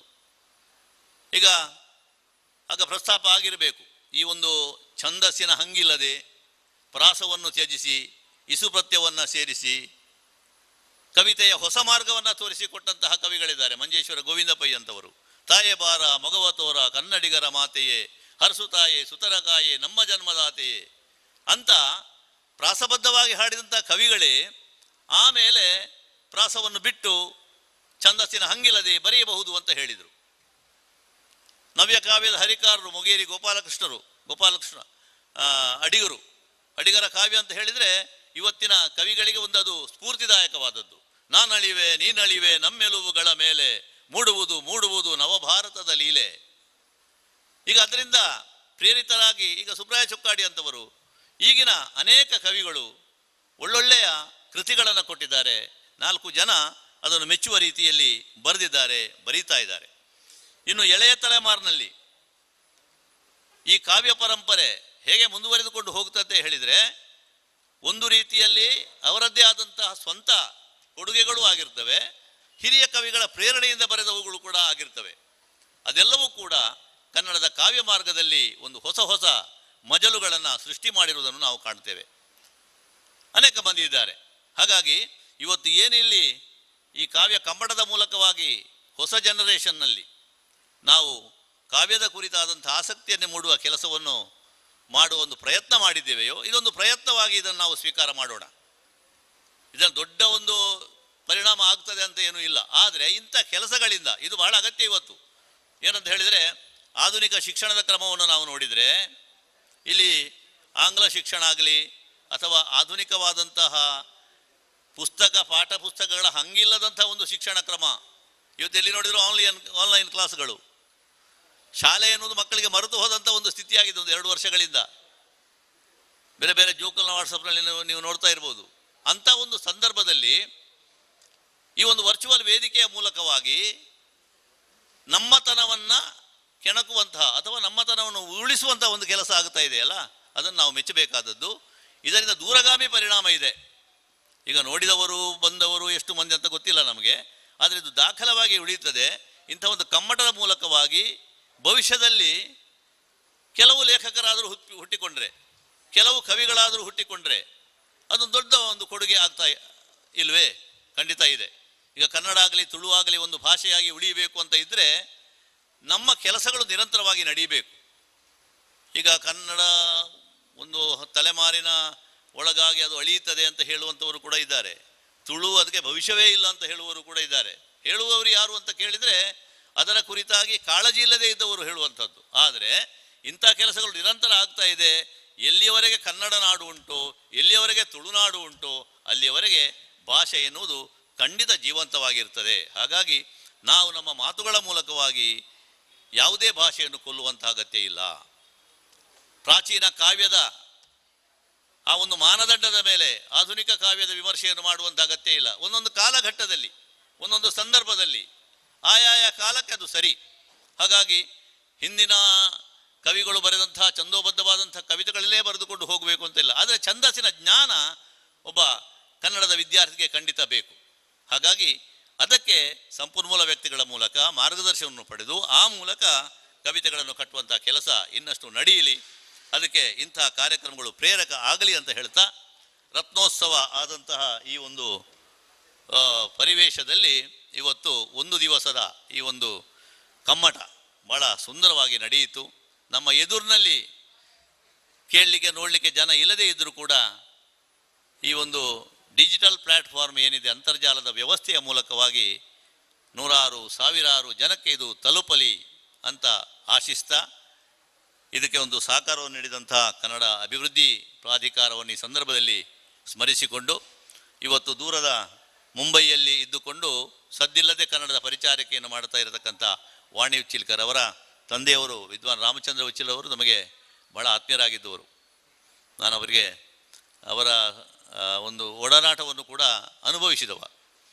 ನಮ್ಮ ವಿದ್ಯಾರತ್ನದಲ್ಲಿ ಕೂಡ ಅವರ ನೆನಪನ್ನು ನಾವು ಮಾಡಿಕೊಂಡಿದ್ದೇವೆ. ರತ್ನೋತ್ಸವದ ಕಾರ್ಯಕ್ರಮದಲ್ಲಿ ದೊಡ್ಡ ವಿದ್ವಾಂಸರು. ಅವರ ನೆನಪಿನ ಒಂದು ಸಾಹಿತ್ಯದ ಸೃಷ್ಟಿಗೆ, ಸಂಪುಟದ ರಚನೆಗೆ ಕೂಡ ಅವರ ಮಗಳು ಕೈ ಹಾಕಿದ್ದಾರೆ. ನಾವು ಬೊಂಬಾಯಿಗೆ ಪ್ರತಿ ವರ್ಷ ತಾಳಮದ್ದಲೆಗೆ ಹೋಗುವಾಗ ಈ ಗಂಡ ಹೆಂಡತಿ ಒಂದು 4-5 ತಾಳಮದ್ದಲೆಗೆ ಆದರೂ ಬರ್ತಾಯಿದ್ರು, ನಮ್ಮಲ್ಲಿ ಮಾತಾಡಿಕೊಂಡು ಹೋಗ್ತಾಯಿದ್ರು. ಅಂಥ ಒಂದು ಪ್ರೀತಿ. ಪದ್ಮನಾಭ ಸಸೀತಲ್ ಅವರು ನೋಡಿ, ಬೊಂಬಾಯಿಲಿದ್ದವರು ಇಲ್ಲಿ ಬಂದು ಕಿಟ್ಟು ಕೊಡಬೇಕಂತ ಏನು ಅಗತ್ಯ ಅಲ್ವಾ? ಹಾಗಿದ್ದರೆ ಅದೊಂದು ಸಾಹಿತ್ಯದ ಕಲೆಯ ಮೇಲಿನ ಪ್ರೀತಿ ಅದು. ಈ ಒಂದು ಸಂಕಟದ ಸಂದರ್ಭದಲ್ಲಿಯೂ ಕೂಡ ತಮ್ಮ ಒಂದು ರಿಸ್ಕ್ ತಗೊಂಡು ಅವರು ಬಂದಿದ್ದಾರೆ ಅಂತ ಹೇಳಿದರೆ ಅದು ಬಹಳ ವಿಶೇಷ. ಈಗ ಶೇಖರ ಶಿಶಿಲಾಗಲಿ ಅಲ್ಲಿ ಹೋದರೆ ಅವರ ಒಂದು ರೀತಿ ಆತಿಥ್ಯವೇ ಬೇರೆ. ನನಗೆ ಅನ್ನಿಸ್ತದೆ, ನಾವು ವಿದೇಶಕ್ಕೆಲ್ಲ ಹೋದರೆ ಎಷ್ಟು ಪ್ರೀತಿಯಿಂದ ನೋಡಿಕೊಳ್ತಾರೆ ನಮ್ಮನ್ನು. ಬೊಂಬೈಯಲ್ಲಾಗಲಿ ವಿದೇಶದಲ್ಲಾಗಲಿ ನಾವು ಹೋದರೆ ನಮಗೆ ಬಹಳ ಗೌರವ ಕೊಡ್ತಾರೆ, ತುಂಬ ಒಳ್ಳೆಯ ಆತಿಥ್ಯ ಮಾಡ್ತಾರೆ. ಹಾಗೆ ನೋಡಿದರೆ ಅವರು ಇಲ್ಲಿಗೆ ಬಂದರೆ ನಾವೇನು ಮಾಡೋದಿಲ್ಲ, ಖಾಲಿ ದಾನ ಎಡ್ಡಂತ ಮಾತಾಡಿ ಬಿಡುವುದು. ಅಂದರೆ ಕುವೆಂಪು ಹೇಳಿದ ಹಾಗೆ, ದೂರ ದೇಶಕ್ಕೆ ಹೋದ ಸಮಯದಿ ತನ್ನ ನಾಡನು ನೆನೆದುಬ್ಬೆದ ಮಾಧವನಿದ್ದರೆ ನಾಡಿನಲ್ಲಿ ತಾವಿಲ್ಲವನಿಗೆ ನಾಕದಲ್ಲಿ ವೀರ ನಾಕದಲ್ಲಿ ಅಂತ. ದೂರ ದೇಶಕ್ಕೆ ಹೋದರೆ ನಾವು ಹತ್ತಿರ ಆಗೋದು ಜಾಸ್ತಿ. ಈಗ ನಾವು ಬೆಂಗಳೂರಿಗೆ ಹೋದರೆ ನಾವು ದಕ್ಷಿಣ ಕನ್ನಡದವರು, ನಾವು ಉತ್ತರ ಕನ್ನಡದವರು ಅಂತ ನಾವು ಹತ್ತಿರ ಆಗ್ತೇವೆ. ಡೆಲ್ಲಿಗೆ ಹೋದರೆ ನಾವು ಕರ್ನಾಟಕದವರು ಅಂತ ಆಗ್ತೇವೆ. ವಿದೇಶಕ್ಕೆ ಹೋದರೆ ನಾವು ಭಾರತೀಯರು ಅಂತ ಆಗ್ತೇವೆ. ಹಾಗಾಗಿ ಇದ್ದಲ್ಲಿ ಇರುವಾಗ ಅದರ ಬೆಲೆ ನಮಗೆ ಗೊತ್ತಾಗೋದಿಲ್ಲ. ಹಾಗಾಗಿ ಅಂತಹ ಮನಸ್ಸುಗಳು, ಕನ್ನಡದ ಮನಸ್ಸುಗಳು ತುಂಬ ಕಡೆ ಇದ್ದಾವೆ. ಈಗ ನಾನು ಸಾರ್ಜಾ ಕನ್ನಡ ಸಂಘಕ್ಕೆ ಹೋಗಿದ್ದೇನೆ, ಕತಾರ್ನ ಕನ್ನಡ ಸಂಘದಲ್ಲಿ ನಾನು ಮಾತಾಡಿದ್ದೇನೆ. ಅಲ್ಲೆಲ್ಲ ಕೂಡ ಕನ್ನಡದ ಕೆಲಸಗಳು ಆಗ್ತವೆ. ಬೊಂಬಾಯಲ್ಲಿ ತುಳುವಿನ ಕನ್ನಡದ ಕೆಲಸಗಳು ತುಂಬ ಆಗ್ತಾ ಉಂಟು. ಅವರಿಗೆ ಅಲ್ಲಿ ಏನು ಮನೆಯ ಮಾತು ಅಲ್ಲ ಅದು. ಆದರೆ ಕನ್ನಡಿಗರು ಹೋದಲ್ಲೆಲ್ಲ ಒಂದು ಕನ್ನಡದ ಕಟ್ಟಾಳುಗಳಾಗಿ ಕೆಲಸ ಮಾಡ್ತಾರೆ. ಸಾಹಿತ್ಯದ ಸೃಷ್ಟಿ ಆಗ್ತದೆ, ಸಮಾರಂಭಗಳು ನಡೀತವೆ. ಬಹುಶಃ ಇದರ ಮೂಲಕವಾಗಿ ಭಾಷೆ ಉಳಿಬೇಕು, ಸಂಸ್ಕೃತಿ ಉಳಿಬೇಕು. ನಾಡು ನುಡಿಯ ಸೇವೆ ಬರೀ ಬಾಯಿಯಲ್ಲಿ ಹೇಳುವಂತಾಗಬಾರದು. ಈ ರೀತಿಯ ಕೃತಿಗಳ ಮೂಲಕ ಅದನ್ನು ನಾವು ತೋರಿಸಬೇಕು. ಅದಕ್ಕೆ ಬಹಳ ಪ್ರಯತ್ನ ಪಟ್ಟು ನಮ್ಮ ಪುಷ್ಕಲ್ ಕುಮಾರ್ ಅವರು, ಬಹುಶಃ ಅಂತ ಕೆಲವು ಮಂದಿ ಇರುವುದರಿಂದ ಇಂಥ ಕಾರ್ಯಕ್ರಮ ಎಲ್ಲ ಆಗ್ತದೆ. ಯಾರಾದರೂ ಒಬ್ಬರು ಶುರು ಮಾಡಿದರೆ ಮತ್ತೆ ಕೈಗಳು ಅದಕ್ಕೆ ಬಂದು ಸೇರ್ತವೆ. ಆ ಮೂಲಕ ಕನ್ನಡದ ಕೆಲಸಗಳು ನಿರಂತರವಾಗಿ ನಡೀತದೆ. ಅದು ನಡೆಯಲಿ, ನಾವೆಲ್ಲ ಸೇರಿ ಮಾಡೋಣ. ಈಗ ನಮ್ಮ ಹಬ್ಬಕ್ಕ ಪ್ರತಿಷ್ಠಾನದ ಸದಸ್ಯರೇ ಹೆಚ್ಚಿಗೆ ನಮ್ಮ ಜೊತೆ ಇದ್ದಾರೆ. ಏನಿದ್ರು ಕೂಡ ಉಳ್ಳಾಲದಲ್ಲಿ ಏನಾದರೂ ಇಂಥ ಒಂದು ಕಾರ್ಯಕ್ರಮ ಆಗುವುದಿದ್ರೆ ನಮ್ಮದೇ ಒಂದು ಬಳಗ. ನಮ್ಮ ತ್ಯಾಗ ಮಾಸ್ಟರ್ ಆಗಿರ್ಬೋದು, ರವೀಂದ್ರ ರೇಗಳು, ರವೀಂದ್ರ ಶೆಟ್ಟಿ ಇರ್ಬೋದು, ಪುಷ್ಕಳ್ ಕುಮಾರ್ ಇರ್ಬೋದು, ಮತ್ತು ಕನ್ನಡದ ಯಕ್ಷಗಾನದ ಕಲೆಯ ಕೆಲಸಗಳೆಲ್ಲ ಆಗಬೇಕು ಅಂತ ಇದ್ದರೆ ನಮಗೆ ದಿನಕರ ಪಚ್ಚನಾಡಿಯವರು ಇರ್ಬೋದು. ಈಗ ಸ್ವಲ್ಪ ಅರುಣ ಉಳ್ಳಾಲ್ ಅವರು ಸ್ವಲ್ಪ ಇಲ್ಲಿಯ ಒಂದು ಸಾಹಿತ್ಯದ ಸಾಂಸ್ಕೃತಿಕ ಚಟುವಟಿಕೆಗಳಲ್ಲಿ ತಮ್ಮನ್ನು ತೊಡಗಿಸಿಕೊಂಡಿದ್ದಾರೆ. ನಮ್ಮ ಹರಿಶ್ಚಂದ್ರ ನಾಗ ನಾವು ಇಬ್ಬರು ಮಕ್ಕಳನ್ನು ಕೂಡ ಸಾಂಸ್ಕೃತಿಕ ಕ್ಷೇತ್ರಕ್ಕೆ ಕೊಟ್ಟಿದ್ದಾರೆ. ಇದೆಲ್ಲ ಒಳ್ಳೆಯ ಲಕ್ಷಣಗಳು. ಬಹುಶಃ ಈ ಪರಂಪರೆ ಹೆಚ್ಚು ಮುಂದುವರೆದುಕೊಂಡು ಹೋಗಬೇಕು. ಇವತ್ತಿನ ಈ ಒಂದು ಕಾರ್ಯಕ್ರಮ ಆ ನೆಲೆಯಲ್ಲಿ ಯಶಸ್ವಿಯಾಗಿ ಅಂತ ಹೇಳ್ತಾ, ಈ ಒಂದು ಸಂದರ್ಭ ಸ್ವಲ್ಪ ಹೆಚ್ಚು ನಾನು ಮಾತಾಡಿದೆ. ಅಂದರೆ 2 ಜವಾಬ್ದಾರಿಗಳನ್ನು ವಹಿಸಿಕೊಂಡು ಮಾತಾಡಬೇಕಾದಂಥ ಅನಿವಾರ್ಯತೆ ಬಂತು. ಅದಕ್ಕಾಗಿ ಸಂಬಂಧಪಟ್ಟಂತಹ ನಮ್ಮ ಕನ್ನಡ ಅಭಿವೃದ್ಧಿ ಪ್ರಾಧಿಕಾರ ಮತ್ತು ತೋನ್ಸೆ ಸಾಂಸ್ಕೃತಿಕ ಕೇಂದ್ರ, ವೈಯಕ್ತಿಕವಾಗಿ ನನ್ನ ಆತ್ಮೀಯರಾದಂಥ ತೋನ್ಸೆ ಪುಷ್ಕಳ್ ಕುಮಾರ್ ಅವರಿಗೆ ವಂದನೆಗಳನ್ನು ಸಲ್ಲಿಸಿ, ಈ ವಿದ್ಯಾಸಂಸ್ಥೆಯ ರೂವಾರಿಗಳಾದಂಥ ರವೀಂದ್ರ ಶೆಟ್ಟರಿಗೆ ಮತ್ತೊಮ್ಮೆ ವಂದಿಸಿ ನಿಮಗೆಲ್ಲರಿಗೂ ಕೂಡ ನಮಸ್ಕರಿಸಿ ನನ್ನ ಮಾತನ್ನು ಮುಗಿಸ್ತೇನೆ. ನಮಸ್ಕಾರ.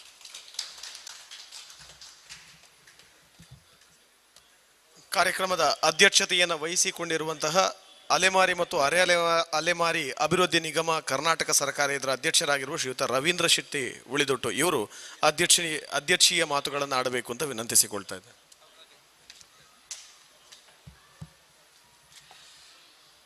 ಕನ್ನಡ ಅಭಿವೃದ್ಧಿ ಪ್ರಾಧಿಕಾರ ಕರ್ನಾಟಕ ಸರ್ಕಾರ ಇದರ ಸಹಯೋಗದಲ್ಲಿ ತೋನ್ಸೆ ಸಾಂಸ್ಕೃತಿಕ ತರಬೇತಿ ಕೇಂದ್ರ ಇವರು ನಡೆಸಿಕೊಟ್ಟಂತಹ ಕನ್ನಡ ಕಾವ್ಯ ಕಮ್ಮಟ ಬೆಳಗ್ಗಿನಿಂದ ಸಂಜೆಯವರೆಗೆ ಭಾಳ ಒಳ್ಳೆಯ ರೀತಿಯಲ್ಲಿ ಈ ಒಂದು ನಮ್ಮ ವಿದ್ಯಾರತ್ನ ವಿದ್ಯಾಸಂಸ್ಥೆಯ ಈ ರವೀಂದ್ರ ಕಲಾವೇದಿಕೆಯಲ್ಲಿ ನಡೆಯಿತು. ಈಗ ಈ ಒಂದು ಸಮಾರೋಪ ಸಮಾರಂಭದ ಕಾರ್ಯಕ್ರಮದಲ್ಲಿ ನಾವೆಲ್ಲರೂ ಕೂಡ ಸೇರಿದ್ದೇವೆ. ಈ ಸಂದರ್ಭದಲ್ಲಿ ಈ ಒಂದು ಸಮಾರೋಪ ಸಮಾರಂಭದಲ್ಲಿ ಅಭಿನಂದನೆಯನ್ನು ಸ್ವೀಕರಿಸಿದಂತಹ ಸನ್ಮಾನವನ್ನು ಪಡೆದಂಥ ನಮ್ಮ ಹಿರಿಯ ಲೇಖಕಿ ಹೊರನಾಡ ಸಾಹಿತಿ ಶ್ರೀಮತಿ ವಾಣಿ ಉಚ್ಚಲ್ಕರ್ ರವರೇ, ನಮ್ಮ ಈ ಒಂದು ಕಾರ್ಯಕ್ರಮದಲ್ಲಿ ಉಪನ್ಯಾಸವನ್ನು ಸಮಾರೋಪ ಭಾಷಣದ ಮೂಲಕ ಮಾಡಿದಂಥ ನನ್ನ ಮಾರ್ಗದರ್ಶಕರು, ನಮ್ಮ ವಿದ್ಯಾಸಂಸ್ಥೆಯಲ್ಲಿ ನಡೆಯುವಂಥ ಎಲ್ಲ ಸಾಂಸ್ಥಿಕ ಕಾರ್ಯಕ್ರಮಕ್ಕೆ ನನ್ನ ಜೊತೆಯಾಗಿರತಕ್ಕಂಥ ಪ್ರೊಫೆಸರ್ ಭಾಸ್ಕರ್ ರೈ ಕುಕ್ಕೋಲಿ ಅವರೇ, ನನ್ನ ಪ್ರೌಢ ಶಿಕ್ಷಣ ಸಂದರ್ಭದಲ್ಲಿ ನನ್ನ ಗುರುಗಳಾಗಿ ನನ್ನೆಲ್ಲ ಕೆಲಸಕ್ಕೂ ಕೂಡ ಮಾರ್ಗದರ್ಶನ ಮಾಡುವಂಥ ನನ್ನ ಅತ್ಯಂತ ಪ್ರೀತಿಯ ಭಕ್ತಿಯ ಗುರುಗಳಾದಂಥ ನನ್ನ ರವೀಂದ್ರ ರೈ ಹರೇಕಲ್ರವರೇ, ಅದೇ ರೀತಿ ನಮ್ಮ ಪದ್ಮನಾಭ ಸಸಿಹಿತ್ತುಲ್ರವರೇ, ಶೇಖರ್ ಸಸಿಹಿತ್ತುಲ್ರವರೇ, ನಮ್ಮ ಈ ಒಂದು ಕಾರ್ಯಕ್ರಮದ ರೂವಾರಿಯಾಗಿರತಕ್ಕಂಥ ಗೌರವಾನ್ವಿತ ತೋನ್ಸೆ ಪುಷ್ಕಲ್ ಕುಮಾರ್ ರವರು, ಬೆಳಿಗ್ಗೆ ಬಹಳಷ್ಟು ಅವರ ಬಗ್ಗೆ ನಾನು ಮಾತನಾಡಿದ್ದೆ. ಸಕಲ ಕಲಾ ವಲ್ಲಭ ಅವರು, ಯಾವುದೇ ಕ್ಷೇತ್ರಕ್ಕೂ ಕೂಡ ಅವರು ಈ ಕ್ಷೇತ್ರದಲ್ಲೂ ಕೂಡ ಸಹಿ ಎನಿಸಿಕೊಂಡವರು. ಅವರ ಒಂದು ನೇತೃತ್ವದಲ್ಲಿ ನಡೆಯುತ್ತಿರುವಂಥ ಈ ಒಂದು ಕಾರ್ಯಕ್ರಮದ ಸಮಾರೋಪ ಸಮಾರಂಭದಲ್ಲಿ ಇರತಕ್ಕಂಥ ನಮ್ಮ ಬೆಳಿಗ್ಗೆ ಭಾಳ ಒಳ್ಳೆಯ ರೀತಿಯಲ್ಲಿ ನಮ್ಮ ಅರುಣ್ ಉಲ್ಲಾಲ್ರವರು ಉಪನ್ಯಾಸಕರು, ಕೆನರಾ ಕಾಲೇಜ್ ಮಂಗಳೂರು, ಭಾಳ ಒಳ್ಳೆಯ ರೀತಿಯಲ್ಲಿ ನಮ್ಮ ಈ ಒಂದು ಕವಿತೆಯ ಆಂಗಿಕ ಗುಣಲಕ್ಷಣಗಳ ಬಗ್ಗೆ ಭಾಳ ನಾನು ಸ್ವಲ್ಪ ಹೊತ್ತು ಇಲ್ಲಿ ಇದ್ದು ನೋಡಿದೆ. ಆ ನಂತರ ನಾನು ಯೂಟ್ಯೂಬಲ್ಲೂ ಕೂಡ ಅದನ್ನು ನೋಡಿದೆ. ಅದರ ಜೊತೆಗೆ ನಮ್ಮ ದಿನಕರ್ ಎಸ್ ಪಚ್ಚನಾಡಿ ಅವರು, ಪ್ರಾಧ್ಯಾಪಕರು ಶ್ರೀ ಧವಲ ಮಹಾವಿದ್ಯಾಲಯ ಮೂಡಬಿದಿರೆ, ಇವರು ಕೂಡ ಬಹಳ ಒಳ್ಳೆಯ ರೀತಿಯಲ್ಲಿ ಕವಿತೆಯ ಛಂದಸ್ಸು ಮತ್ತು ಪ್ರಾಸದ ಬಗ್ಗೆ ಮಾತನಾಡಿದರು. ವೇದಿಕೆ ಮುಂಭಾಗದಲ್ಲಿರ್ತಕ್ಕಂಥ ಎಲ್ಲ ಸಾಹಿತ್ಯ ಅಭಿಮಾನಿಗಳೇ, ಈ ಒಂದು ಕಾರ್ಯಕ್ರಮವನ್ನು ಇವತ್ತು ಎಲ್ಲರಿಗೂ ಕೂಡ ಗೊತ್ತಿದೆ, ಕೊರೋನಾದ ಈ ಒಂದು ಸಂದರ್ಭದಲ್ಲಿ ನಮ್ಮ ಸರ್ಕಾರದ ನೀತಿ ನಿಯಮಗಳನ್ನು ಪಾಲನೆ ಮಾಡಬೇಕಾದ್ದರಿಂದ ಅಷ್ಟು ಜನಗಳನ್ನು ನಮಗೆ ಸೇರಿಸಲಿಕ್ಕೆ ಆಗದೇ ಇರೋದ್ರಿಂದ ಜನಗಳು ಬೇಕಾದಷ್ಟಿದ್ದಾರೆ. ನಮ್ಮ ವಿದ್ಯಾಸಂಸ್ಥೆಯ ವಿದ್ಯಾರ್ಥಿಗಳ ಬಹಳಷ್ಟು ಸಾಹಿತ್ಯ ಅಭಿಮಾನಿಗಳು ನಮ್ಮ ಟೀಚರ್ಸ್ ಇದ್ದಾರೆ. ಆದರೂ ಸರ್ಕಾರದ ನೀತಿ ನಿಯಮಗಳನ್ನು ಪಾಲನೆ ಮಾಡುವುದಕ್ಕೋಸ್ಕರ ಇವತ್ತು ನಮ್ಮ ಪೊಸಕೊರಲ್ನ ವಿದ್ಯಾಧರ್ ಶೆಟ್ಟಿ ಅವರು ಈ ಒಂದು ಕಾರ್ಯಕ್ರಮವನ್ನು ಸಾಮಾಜಿಕ ಜಾಲತಾಣದ ಮೂಲಕ ನಾವು ನೋಡುವಂಥ ಸೌಭಾಗ್ಯ ಕೂಡ ನಮಗೆ ದೊರಕಿದೆ. ಒಟ್ಟಿನಲ್ಲಿ ಬಹಳಷ್ಟು ಒಳ್ಳೆಯ ರೀತಿಯಲ್ಲಿ ಬೆಳಗ್ಗಿನಿಂದ ಸಂಜೆಯವರೆಗೆ ಯಾವುದೇ ರೀತಿಯಾದ ತೊಂದರೆ ಇಲ್ಲದೆ ಭಾಳ ಒಳ್ಳೆಯ ರೀತಿಯಲ್ಲಿ ಕಾರ್ಯಕ್ರಮ ನಡೆದಿದೆ. ಸಂಗೀತ ರಸಮಂಜರಿ ಕೂಡ ಭಾಳ ಒಳ್ಳೆಯ ರೀತಿಯಲ್ಲಿ ನಡೆದಿದೆ. ಬಹಳಷ್ಟು ನಮ್ಮ ಮಕ್ಕಳು ಕೂಡ ಈ ಒಂದು ಸಾಹಿತ್ಯದ ಬಗ್ಗೆ ತಿಳ್ಕೊಂಡು ಅದರ ಪ್ರಯೋಜನವನ್ನು ಪಡೆದಿದ್ದಾರೆ. ಈ ರೀತಿಯ ಕಾರ್ಯಕ್ರಮ ಭಾಸ್ಕರ್ ರೈ ಕುಕ್ಕೋಲಿ ಅವರು ಹೇಳಿದಂತೆ ಒಳ್ಳೊಳ್ಳೆ ಕಾರ್ಯಕ್ರಮಗಳಾಗಬೇಕು. ನಾವು ಕೊರೋನಾ ಬರತಕ್ಕಂಥ 2 ವರ್ಷಗಳ ಹಿಂದೆ ನಾವು ಕೂಡ ಪ್ರತಿ ವರ್ಷ ಇಲ್ಲಿ ಯಾವತ್ತೂ ಕೂಡ ಕಾರ್ಯಕ್ರಮ ವಿದ್ಯಾರತ್ನ ವಿದ್ಯಾಸಂಸ್ಥೆ ಕಾರ್ಯಕ್ರಮಕ್ಕೆ ಏನು ತೊಂದರೆ ಇಲ್ಲ. ಹರೇಕಳ ಶ್ರೀರಾಮಕೃಷ್ಣ ಪ್ರೌಢಶಾಲೆಯಲ್ಲಿ ನಡೆದಾಗೆ ಇಲ್ಲೂ ಕೂಡ ಕಾರ್ಯಕ್ರಮ ಆವಾಗವಾಗ ಆಗುವಂಥದ್ದೇ. ನಮ್ಮ ಕರಾವಳಿ ಕರ್ನಾಟಕದ ಸಾಹಿತ್ಯ ಸಾಂಸ್ಕೃತಿಕ ಸಮ್ಮೇಳನ ರತ್ನೋತ್ಸವದ ಬಗ್ಗೆ ಭಾಸ್ಕರ್ ರೈ ಕುಕ್ಕೋಲಿ ಉಲ್ಲೇಖ ಮಾಡಿದರು. ನಮ್ಮ ಶ್ರೀಮತಿ ವಾಣಿ ಉಚ್ಚಲ್ಕರ್ ಅವರು, ಅವರ ರಾಮಚಂದ್ರ ಉಚ್ಚಲ್ರವರು, ಅವರ ಹೆಸರನ್ನು ನಾವು ಭಾಸ್ಕರ್ ರೈ ಕುಕ್ಕೋಲಿ ಅವರು ಆ ಸಂದರ್ಭದಲ್ಲಿ ಹೇಳಿದಾಗ ವೇದಿಕೆಗೆ ಅವರ ಹೆಸರನ್ನಿಟ್ಟು ರತ್ನೋತ್ಸವವನ್ನು 1 ವರ್ಷದಲ್ಲಿ ನಾವು ನಡೆಸಿದ್ದೇವೆ. ಒಟ್ಟಿನಲ್ಲಿ ಸಾಂಸ್ಕೃತಿಕವಾಗಿ ಸಾಹಿತ್ಯ ಸಾಂಸ್ಕೃತಿಕ ಕಲಾ ಪೋಷಕರಾಗಿ ನಾವು ಸಮಾಜದಲ್ಲಿ ಕೆಲಸವನ್ನು ಮಾಡಿದಾಗ ಒಂದು ಒಳ್ಳೆಯ ಒಂದು ಸಮಾಜ ನಿರ್ಮಾಣ ಆಗಲಿಕ್ಕೆ ಸಾಧ್ಯತೆಯೂ ಕೂಡ ಇದೆ. ಒಟ್ಟಿನಲ್ಲಿ ಇಂತಹ ಕಾರ್ಯಕ್ರಮ ನಿತ್ಯ ನಿರಂತರವಾಗಿ ನಡೆಯುವುದರ ಮೂಲಕ ಇನ್ನಷ್ಟು ಸಮಾಜದಲ್ಲಿ ಸಾಹಿತ್ಯಾಭಿಮಾನಿಗಳು, ಆ ಮೂಲಕ ಕವಿಗಳು, ಎಲ್ಲ ಸಾಹಿತ್ಯಕ್ಕೆ ಸಂಬಂಧಪಟ್ಟಂತೆ ಎಲ್ಲ ಕೆಲಸಗಳು ನಿರಂತರ ನಡೆಯಲಿ ಅಂತ ಹೇಳುತ್ತಾ ಬೆಳಗಿನ ಕಾರ್ಯಕ್ರಮದಲ್ಲಿ ನಾನು ಈ ಒಂದು ಕಾರ್ಯಕ್ರಮನ ಉದ್ಘಾಟನೆ ಮಾಡಲಿಕ್ಕೆ ಕರೆದಿದ್ರು. ಇವಾಗ ಈ ಸಭೆಯ ಸಮಾರೋಪ ಸಮಾರಂಭದ ಅಧ್ಯಕ್ಷತೆಯನ್ನು ವಹಿಸಿದೆ. ಒಟ್ಟಿನಲ್ಲಿ ಒಳ್ಳೆಯ ಕಾರ್ಯಕ್ರಮ. ಈ ಒಂದು ಅವಕಾಶವನ್ನು ಮಾಡಿಕೊಟ್ಟಂತ ನಮ್ಮ ತೋನ್ಸೆ ಪುಷ್ಕಲ್ ಕುಮಾರ್ ಅವರಿಗೆ ಅಭಿನಂದನೆ ಸಲ್ಲಿಸುತ್ತಾ, ಎಲ್ಲರಿಗೂ ಕೂಡ ಭಾಗವಹಿಸಿ ಎಲ್ಲರಿಗೂ ಕೂಡ ಅಭಿನಂದನೆಗಳನ್ನು ಸಲ್ಲಿಸುತ್ತಾ ನನ್ನ ಒಂದೆರಡು ಮಾತುಗಳನ್ನು ನಿಲ್ಲಿಸ್ತೇನೆ. ವಂದನೆಗಳು ರವೀಂದ್ರ ಶೆಟ್ಟರ್ ಅವರಿಗೆ. ಬೆಳಿಗ್ಗೆ ಉದ್ಘಾಟಿಸಿ ಭಾಷಣ ಮಾಡಿದ್ದಾರೆ. ಈಗ ಸಂಜೆ ಕೂಡ ಅವರು ಸಭೆಯ ಅಧ್ಯಕ್ಷತೆಯನ್ನು ವಹಿಸಿ ಶುಭ ನುಡಿಯೊಂದಿಗೆ ಕಾರ್ಯಕ್ರಮವನ್ನು ಮುಕ್ತಾಯಗೊಳಿಸಿಕೊಟ್ಟಿದ್ದಾರೆ. ಅಭಿವಂದನೆಗಳು. ಇವತ್ತು ಬೆಳಗಿಂದ ಸಂಜೆಯವರೆಗೆ ನನ್ನ ಹಾಗೂ ದಿನಕರ ಪಚ್ಚನಾಡಿ ಹಾಗೆ ನಮ್ಮ ಭಾಸ್ಕರ ಕುಕ್ಕುವಳ್ಳಿಯವರ ಯಕ್ಷಗಾನ ಸ್ನೇಹಿತರಾದಂಥ ಉಪನ್ಯಾಸಕರು ಶ್ರೀಯುತ ಸುನಿಲ್ ಕುಮಾರ್ ಪಲ್ಲಮಜಲು, ಒಳ್ಳೆಯ ಯಕ್ಷಗಾನದ ಅರ್ಥಧಾರಿ, ವೇಷಧಾರಿ, ಭಾಷಣಗಾರ, ಅವರು ಕಾರ್ಯಕ್ರಮವನ್ನು ಬೆಳಗಿಂದ ಸಂಜೆವರೆಗೆ ಎಲ್ಲ ಜವಾಬ್ದಾರಿಯನ್ನು ಅವರಿಗೆ ವಹಿಸಿಕೊಟ್ಟಿದ್ದೇನೆ. ನನಗೆ ಇವತ್ತು ಏನು ಸುಸ್ತಿಲ್ಲ ಅಷ್ಟು. ಹಾಗಾಗಿ ಅವರು ಕಾರ್ಯಕ್ರಮ ನಿರೂಪಣೆಯನ್ನು ಮಾಡಿದರು. ಹಾಗಾಗಿ ಅವರನ್ನು ದಯವಿಟ್ಟು ನಮ್ಮ ವೇದಿಕೆಯ ಗಣ್ಯರು ಗೌರವಿಸಬೇಕಂತ ಕೇಳ್ಕೊಳ್ತಾ ಇದ್ದೇನೆ. ಅವರಿಗೆ ಒಂದು ಕನ್ನಡ ಶಾಲು ಹಾಗೆ ಸ್ಮರಣಿಕೆಯನ್ನು ನೀಡಬೇಕಾಗಿ ವಿನಂತಿ. ರವೀಂದ್ರ ಶೆಟ್ಟಿ ಅವರು ಬನ್ನಿ.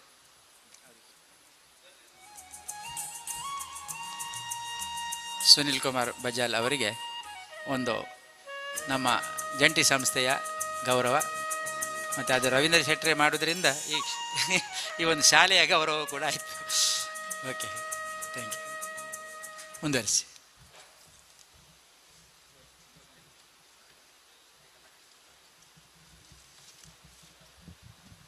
ಆತ್ಮೀಯರೇ, ಇವತ್ತಿನ ಕಾರ್ಯಕ್ರಮದಲ್ಲಿ ಭಾಗವಹಿಸಿದಂತಹ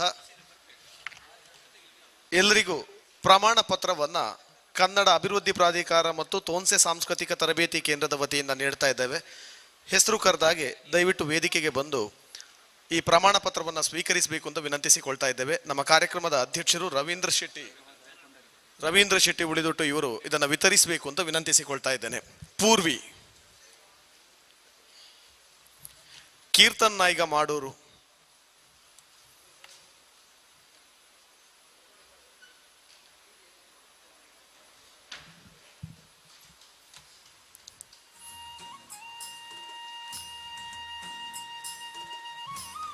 ಸುಹಾಸ್ ಆಚಾರ್ಯ,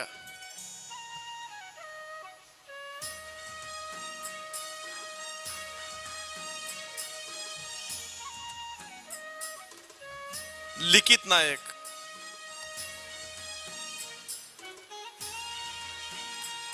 ಮಯೂರ ನಾಯ್ಗ ಮಾಡೂರು,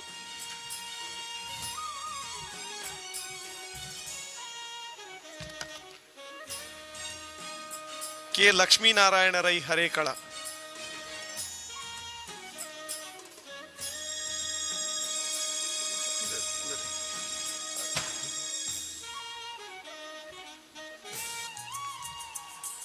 ಹರಿಶ್ಚಂದ್ರ ನಾಯ್ಗ ಮಾಡೂರು,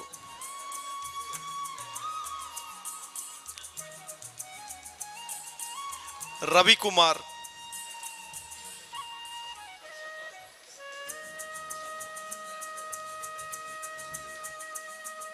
ಮಾನಸ ನಾಯಕ್,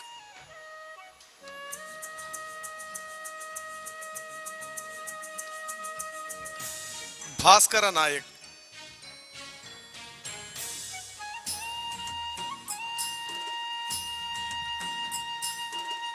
ಗೌತಮ್,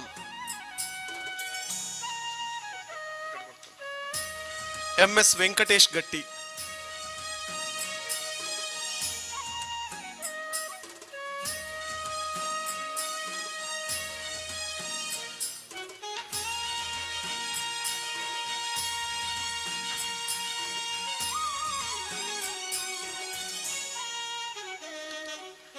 ಧ್ಯಾನ್,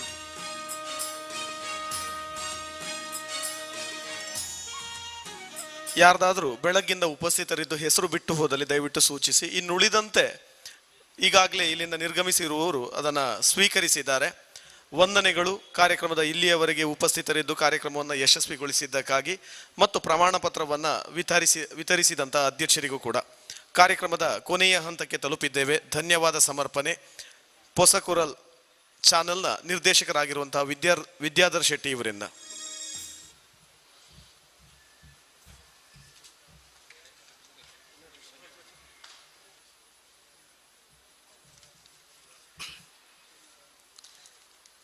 ಆತ್ಮೀಯ ಬಂಧುಗಳೇ, ಬೆಳಗ್ಗೆ ಆರಂಭವಾದಂತಹ ಕಾರ್ಯಕ್ರಮ ಇದೀಗ ಸಂಜೆಯ ಹೊತ್ತಿನಲ್ಲಿ ಗೋಧೂಳಿಯ ಸಮಯದಲ್ಲಿ ಮುಕ್ತಾಯಗೊಳ್ಳುತ್ತಾ ಇದೆ.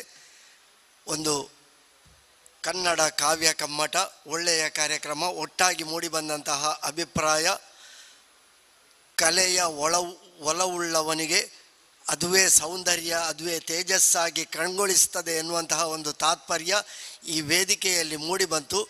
ಕಲೆಯ ವ್ಯಕ್ತಿತ್ವವನ್ನು ಪಡೆಕೊಂಡವನ ಆ ಒಂದು ತೇಜಸ್ಸು ಅದು ಸಮಾಜದಲ್ಲಿ ಯಾವತ್ತೂ ವರ್ಚಸ್ಸಾಗಿ ಪ್ರಭಾವ ಬೀರುತ್ತದೆ ಎನ್ನುವಂತಹದ್ದು ಈ ಕಮ್ಮಟದಲ್ಲಿ ಮೂಡಿಬಂದಂತಹ ಅಭಿಪ್ರಾಯ ಅಂತ ಹೇಳಿಕೊಳ್ಳುತ್ತಾ, ಇಂತಹ ಒಂದು ಒಳ್ಳೆಯ ಕಾರ್ಯಕ್ರಮವನ್ನು ಹಮ್ಮಿಕೊಳ್ಳಲು ಅನುವು ಮಾಡಿಕೊಟ್ಟಂತಹ, ಸಹಕಾರ ನೀಡಿದಂತಹ ಕನ್ನಡ ಅಭಿವೃದ್ಧಿ ಪ್ರಾಧಿಕಾರ, ಕರ್ನಾಟಕ ಸರ್ಕಾರ, ಇದಕ್ಕೆ ಮೊದಲಾಗಿ ವಂದನೆಗಳೊಂದಿಗೆ ಅಭಿನಂದನೆಗಳನ್ನು ಸಲ್ಲಿಸ್ತಾ ಇದ್ದೇನೆ.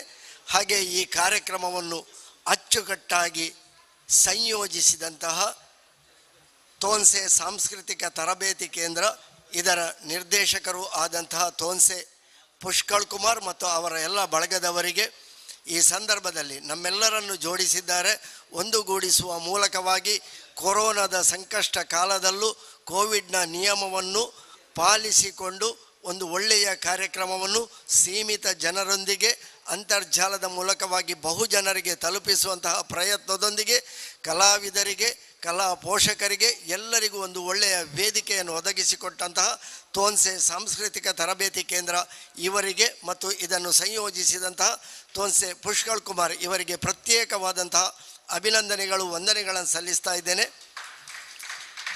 ಈ ಸಮಾರೋಪ ಸಮಾರಂಭದ ಅಧ್ಯಕ್ಷತೆಯನ್ನು ವಹಿಸಿದಂತಹ ಈ ರತ್ನ ಎಜುಕೇಷನ್ ಟ್ರಸ್ಟ್ ಮತ್ತು ವಿದ್ಯಾರತ್ನ ಆಂಗ್ಲ ಮಾಧ್ಯಮ ಶಾಲೆಯ ಸಂಸ್ಥಾಪಕರು, ಅಧ್ಯಕ್ಷರು ಆಗಿ ರಾಜಕೀಯವಾಗಿ ಬೆಳೆದು ಇದೀಗ ಕರ್ನಾಟಕ ಸರ್ಕಾರದ ಅಲೆಮಾರಿ ಮತ್ತು ಅರೆ ಅಲೆಮಾರಿ ಅಭಿವೃದ್ಧಿ ನಿಗಮದ ಅಧ್ಯಕ್ಷರಾಗಿ ಬಹಳ ದೊಡ್ಡ ಹೊಣೆಗಾರಿಕೆಯನ್ನು ವಹಿಸಿಕೊಂಡಂತಹ ನಮ್ಮೆಲ್ಲರ ಆತ್ಮೀಯರಾಗಿ ವರ್ಷಪೂರ್ತಿ ಈ ಶಾಲೆಯಲ್ಲಿ ಕಾರ್ಯಕ್ರಮವನ್ನು ಸಂಯೋಜಿಸುವ ಒಬ್ಬ ರೂವಾರಿಯಾಗಿ, ರತ್ನೋತ್ಸವದ ಸಂಘಟಕರಾಗಿ ಈ ಕಾರ್ಯಕ್ರಮಕ್ಕೆ ಬಹಳ ಪ್ರೋತ್ಸಾಹ ಕೊಟ್ಟ, ಬೆಳಗ್ಗೆ ಉದ್ಘಾಟನೆ, ಸಂಜೆಗೆ ಅಧ್ಯಕ್ಷತೆ ವಹಿಸಿ ಎರಡೂ ಶುಭ ನುಡಿಗಳನ್ನು ಆಡಿದಂತಹ ಕಲ್ಲೆಕಾರು ಗುತ್ತು ರವೀಂದ್ರ ಶೆಟ್ಟಿ ಉಳಿದೊಟ್ಟು ಇವರಿಗೆ ಆತ್ಮೀಯವಾದಂತಹ ಅಭಿನಂದನೆಗಳು, ವಂದನೆಗಳನ್ನು ಸಲ್ಲಿಸ್ತಾ ಇದ್ದೇನೆ. ಈ ಕಾರ್ಯಕ್ರಮದಲ್ಲಿ ವಿಶೇಷ ಉಪನ್ಯಾಸ ನೀಡಿದಂತಹ ನಮ್ಮ ಆತ್ಮೀಯರಾಗಿ, ಯಕ್ಷಗಾನ ಕಲಾವಿದರಾಗಿ, ವಿದ್ವಾಂಸರಾಗಿ, ಸಾಹಿತಿಯಾಗಿ, ವಿಮರ್ಶಕರಾಗಿ, ತುಳು ಅಕಾಡೆಮಿ ಮತ್ತು ಕರ್ನಾಟಕ ಯಕ್ಷಗಾನ ಬಯಲಾಟ ಅಕಾಡೆಮಿಯ ಮಾಜಿ ಸದಸ್ಯರಾಗಿ ನಮ್ಮೊಂದಿಗಿರುವಂತಹ ಶ್ರೀಯುತ ಭಾಸ್ಕರ್ ರೈ ಕುಕ್ಕುವಳ್ಳಿ ಅವರಿಗೂ ಸಹ ಎಲ್ಲರ ಪರವಾಗಿ ಆತ್ಮೀಯವಾದಂತಹ ವಂದನೆಗಳು, ಅಭಿನಂದನೆಗಳು. ಈ ಕಾರ್ಯಕ್ರಮಕ್ಕಾಗಿಯೇ ಮುಂಬೈಯಿಂದ ಆಗಮಿಸಿ, ಅಂದರೆ ಬೇರೆ ಕಾರ್ಯಕ್ರಮದೊಟ್ಟಿಗೆ ಈ ಕಾರ್ಯಕ್ರಮವನ್ನು ಸಂಯೋಜಿಸಿ ಇವತ್ತು ನಮ್ಮ ಸನ್ಮಾನವನ್ನು ಸ್ವೀಕರಿಸಿದಂತಹ ನಮ್ಮ ಹತ್ತಿರದ ಉಚ್ಚಿಲದ ನಾವೆಲ್ಲರೂ ಕಂಡಂತಹ ಚಾರ, ಅವರು ಬಹಳ ದೊಡ್ಡ ವಿದ್ವಾಂಸರು, ಅವರ ಮಗಳು ಶ್ರೀಮತಿ ವಾಣಿ ಉಚ್ಚಿಲ್ಕರ್ ಅವರು ನಮ್ಮೊಂದಿಗೆ ಇದ್ದು ಇವತ್ತಿನ ಸನ್ಮಾನವನ್ನು ಸ್ವೀಕರಿಸಿದ್ದಾರೆ. ಅವರಿಗೂ ಕೂಡ ಅಭಿನಂದನೆಗಳು, ವಂದನೆಗಳನ್ನು ಸಲ್ಲಿಸ್ತಾ ಇದ್ದೇನೆ. ಬಹಳ ದೂರದ ಮುಂಬೈಯಿಂದ ಬಂದು ಇಲ್ಲಿಯ ಕಲಾವಿದರಿಗೆ ಕಿಟ್ ಕೊಡುವ ಮೂಲಕವಾಗಿ ಈ ಕಾರ್ಯಕ್ರಮಕ್ಕೂ ನಮ್ಮೊಂದಿಗೆ ತೊಡಗಿಸಿಕೊಂಡು ಸಹಕಾರ ನೀಡಿದಂತಹ ಮುಂಬಯಿಯ ಇಬ್ಬರು ಹಿರಿಯ ಕಲಾ ಪೋಷಕರು, ಕಲಾವಿದರು ನಮ್ಮೊಂದಿಗಿದ್ದಾರೆ. ಕಲಾ ಸೌರಭ ಮುಂಬೈ ಇದರ ನಿರ್ದೇಶಕರು ಪದ್ಮನಾಭ ಸಸಿಹಿತ್ಲು ಮತ್ತು ಶ್ರೀಯುತ ಶೇಖರ್ ಸಸಿಹಿತ್ಲು ಇವರಿಬ್ಬರಿಗೂ ಈ ಸಂದರ್ಭದಲ್ಲಿ ಎಲ್ಲರ ಪರವಾಗಿ ಅಭಿನಂದನೆಗಳು, ವಂದನೆಗಳನ್ನು ಸಲ್ಲಿಸ್ತಾ ಇದ್ದೇನೆ. ಹಾಗೆ ಕೂಡ ಈ ಸಂದರ್ಭದಲ್ಲಿ ಅಭಿನಂದನೆಗಳು, ವಂದನೆಗಳನ್ನು ಸಲ್ಲಿಸ್ತಾ ಇದ್ದೇನೆ. ಹಾಗೆಯೇ ಮಧ್ಯಾಹ್ನದ ಗೀತ ಗಾಯನವನ್ನು ನಡೆಸಿಕೊಟ್ಟಂತಹ ತೋನ್ಸೆ ಪುಷ್ಕಳ್ ಕುಮಾರ್ ರವರ ಬಳಗದವರು ಎಲ್ಲರೂ ಅವರಿಗೆ ಆತ್ಮೀಯರು. ವಿಶೇಷವಾಗಿ ರವೀಂದ್ರ ಪ್ರಭು, ಮಾಲಿನಿ ಕೇಶವ ಪ್ರಸಾದ್, ಸತೀಶ್ ಸುರತ್ಕಲ್, ದೀಪಕ್ ರಾಜ್ ಉಳ್ಳಾಲ್, ದೇವರಾಜಾಚಾರ್, ನವಗಿರಿ ಗಣೇಶ್ ಇವರೆಲ್ಲರಿಗೂ ಈ ಸಂದರ್ಭದಲ್ಲಿ ವಂದನೆಗಳನ್ನು ಸಲ್ಲಿಸ್ತಾ ಇದ್ದೇನೆ.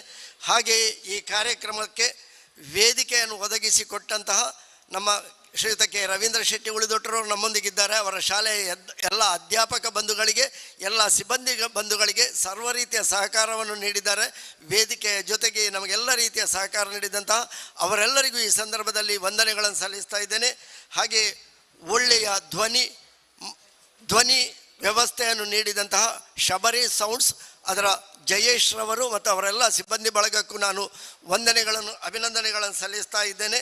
ಹಾಗೆ ಈ ಕಾರ್ಯಕ್ರಮಕ್ಕೆ ಮಾಧ್ಯಮ ಬಂಧುಗಳಾಗಿ ಸಹಕರಿಸಿದ ಎಲ್ಲರಿಗೂ, ವಿಶೇಷವಾಗಿ ನೇರ ಪ್ರಸಾರವನ್ನು ನೀಡಿದಂಥ ಹೊಸಕುರಲ್ ಬಳಗದ ತಂಡಕ್ಕೂ ನಾನು ವಂದನೆಗಳು, ಅಭಿನಂದನೆಗಳನ್ನು ಸಲ್ಲಿಸ್ತಾ ಇದ್ದೇನೆ. ಪ್ರತ್ಯಕ್ಷ ಪರೋಕ್ಷವಾಗಿ ಸಹಕರಿಸಿದಂತಹ ಎಲ್ಲರಿಗೂ ಒಳ್ಳೆಯ ಬೆಳಗ್ಗಿನ ಫಲಾಹಾರ ವ್ಯವಸ್ಥೆ, ಮಧ್ಯಾಹ್ನದ ಊಟದ ವ್ಯವಸ್ಥೆ, ಸಂಜೆಯ ಚಹಾದ ವ್ಯವಸ್ಥೆ ನೀಡಿದಂತಹ ನಮ್ಮ ಬಂಧುಗಳಿಗೂ ಈ ಸಂದರ್ಭದಲ್ಲಿ ಎಲ್ಲರಿಗೂ ಅಭಿನಂದನೆಗಳನ್ನು ಸಲ್ಲಿಸ್ತಾ, ಈ ಕಾರ್ಯಕ್ರಮದಲ್ಲಿ ಸಂಯೋಜನೆಗೊಂಡು ಬೆಳಗಿನಿಂದ ಸಂಜೆಯವರೆಗೆ ಅತ್ಯಂತ ತಾಳ್ಮೆಯಿಂದ ಭಾಗವಹಿಸಿದಂತಹ ತೋನ್ಸೆ ಸಾಂಸ್ಕೃತಿಕ ತರಬೇತಿ ಕೇಂದ್ರದ ವಿದ್ಯಾರ್ಥಿಗಳಿಗೂ ಅವರಿಗೂ ಇದೊಂದು ಒಳ್ಳೆಯ ಅವಕಾಶ ಮತ್ತು ಅನುಭವ, ಅವರಿಗೂ ವಂದನೆಗಳು. ಹಾಗೂ ಎಲ್ಲ ನಮ್ಮ ಆತ್ಮೀಯ ಅಭಿಮಾನಿ ಬಂಧುಗಳು ಹೆಚ್ಚಿನ ರೀತಿಯಲ್ಲಿ ಸಹಕಾರ ನೀಡಿದ್ದಾರೆ, ಭಾಗವಹಿಸಿದ್ದಾರೆ. ಎಲ್ಲರಿಗೂ ವಂದನೆಗಳನ್ನು ಸಲ್ಲಿಸ್ತಾ, ಕಾರ್ಯಕ್ರಮದ ಈ ಒಂದು ಅಚ್ಚುಕಟ್ಟಾಗಿ ಮೂಡಿ ಬಂದಂತಹ ಈ ಕಾರ್ಯಕ್ರಮಕ್ಕೆ ಸಹಕಾರ ನೀಡಿದಂತಹ ಎಲ್ಲರಿಗೂ ವಂದನೆಗಳನ್ನು ಸಲ್ಲಿಸ್ತಾ ನನ್ನ ಮಾತಿಗೆ ವಿರಾಮವನ್ನು ಹಾಡ್ತಾ ಇದ್ದಾನೆ. ಎಲ್ಲರಿಗೂ ನಮಸ್ಕಾರ, ಎಲ್ಲರಿಗೂ ಅಭಿನಂದನೆಗಳು.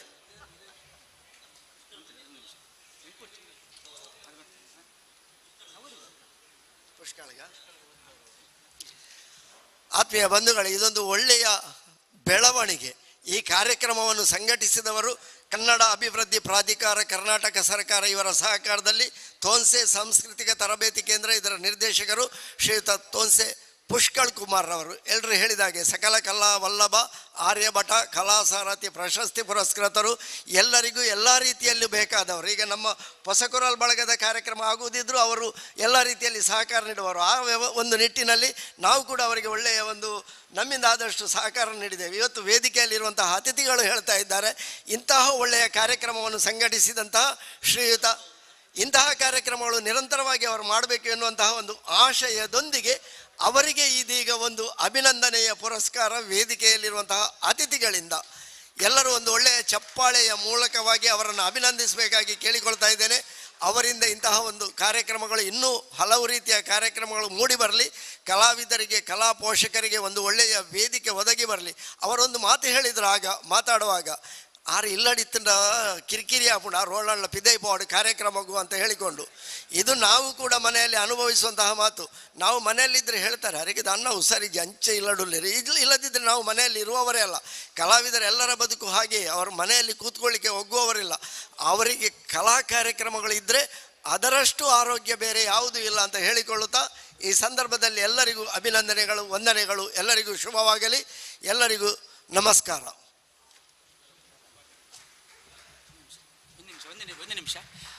ಈಗ ಒಂದು ನಿಮಿಷ, ನಮಗೆ ಅದೇ ಹೊಸಕುರಲ್ನವರು ಈ ಒಂದು ಅಂತರ್ಜಾಲ ವ್ಯವಸ್ಥೆಯನ್ನು ಒಳ್ಳೆಯ ರೀತಿಯಲ್ಲಿ ಮಾಡಿದ್ದಾರೆ. ಯಾವಾಗಲೂ ಹಾಗೆ ನಮಗೆ ಒಂದು ರೀತಿಯಲ್ಲಿ ಕೋಪರೇಷನ್ ಕೊಡುವ ಅಥವಾ ಒಂದು ಸಹಕಾರ ದರದಲ್ಲಿ ಎಲ್ಲ ಕಾರ್ಯಕ್ರಮಕ್ಕೆ ಸಹಕರಿಸುವವರು ನಮ್ಮೊಟ್ಟಿಗೆ ಯಾವಾಗಲೂ ಇರ್ತಾರೆ. ಅವರು ಈಗ ಧನ್ಯವಾದ ಸಮರ್ಪಣೆ ಮಾಡಿದ್ರೆ ಅಂತೇಳಿ ಅಲ್ಲ, ಇದಕ್ಕೆ ಸುಮಾರು ಕೆಲಸ ಇರ್ತದೆ. ನಿನ್ನೆ ಮೊನ್ನೆಯಿಂದ ಇಲ್ಲಿಗೆಲ್ಲ ಬರಬೇಕಾಗ್ತದೆ, ವೈಫೈ ನೋಡಬೇಕಾಗ್ತದೆ, ಸಂಪರ್ಕ ಎಳಿಬೇಕಾಗ್ತದೆ, ಈ ಥರ ಕೆಲಸ ಮಾಡಿ ಅಂತರ್ಜಾಲ ಕಾರ್ಯಕ್ರಮ ಅಷ್ಟು ಸುಲಭ ಇಲ್ಲ. ಹಾಗೆ ದಯವಿಟ್ಟು ನಮ್ಮ ವಿದ್ಯಾಧರ್ ಶೆಟ್ಟರ್ ಅವರಿಗೂ ಕೂಡ ಒಂದು ಶಾಲು ಗೌರವವನ್ನು ನೀಡಬೇಕಾಗಿ.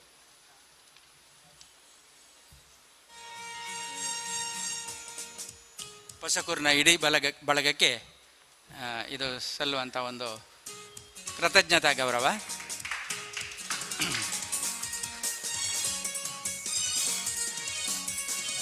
ಹಾಗೆ ನನ್ನ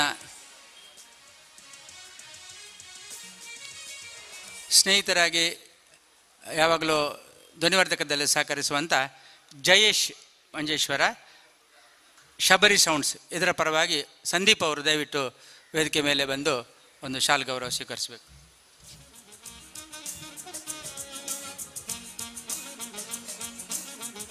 ಶಬರಿ ಸೌಂಡ್ಸ್ನ ಒಂದು ಸಂಸ್ಥೆಗೆ ಈ ಒಂದು ಗೌರವವನ್ನು ಸಲ್ಲಿಸ್ತಾ ಇದ್ದೇವೆ.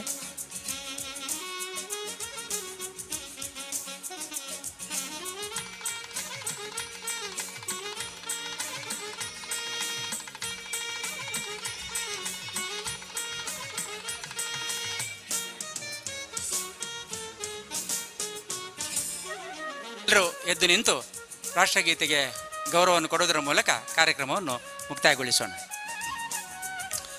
ಜನಗಣ ಮನ ಅಧಿನಾಯಕ ಜಯ ಹೇ ಭಾರತ ಭಾಗ್ಯ ವಿಧಾತ, ಪಂಜಾಬ ಸಿಂಧ ಗುಜರಾಟ ಮರಾಠ ದ್ರಾವಿಡ ಉತ್ಕಲ ವಂಗ, विंध्य हिमाचल यमुना गंगा उच्चल जलधि तरंगा तव शुभ नामे जागे तव शुभ आशीष मागे गाहे तव जय गाथा जनगण मंगलदायक जय हे भारत भाग्य विदाता जय हे जय हे जय हे जय जय जय जय हे बोलो भारत माता की।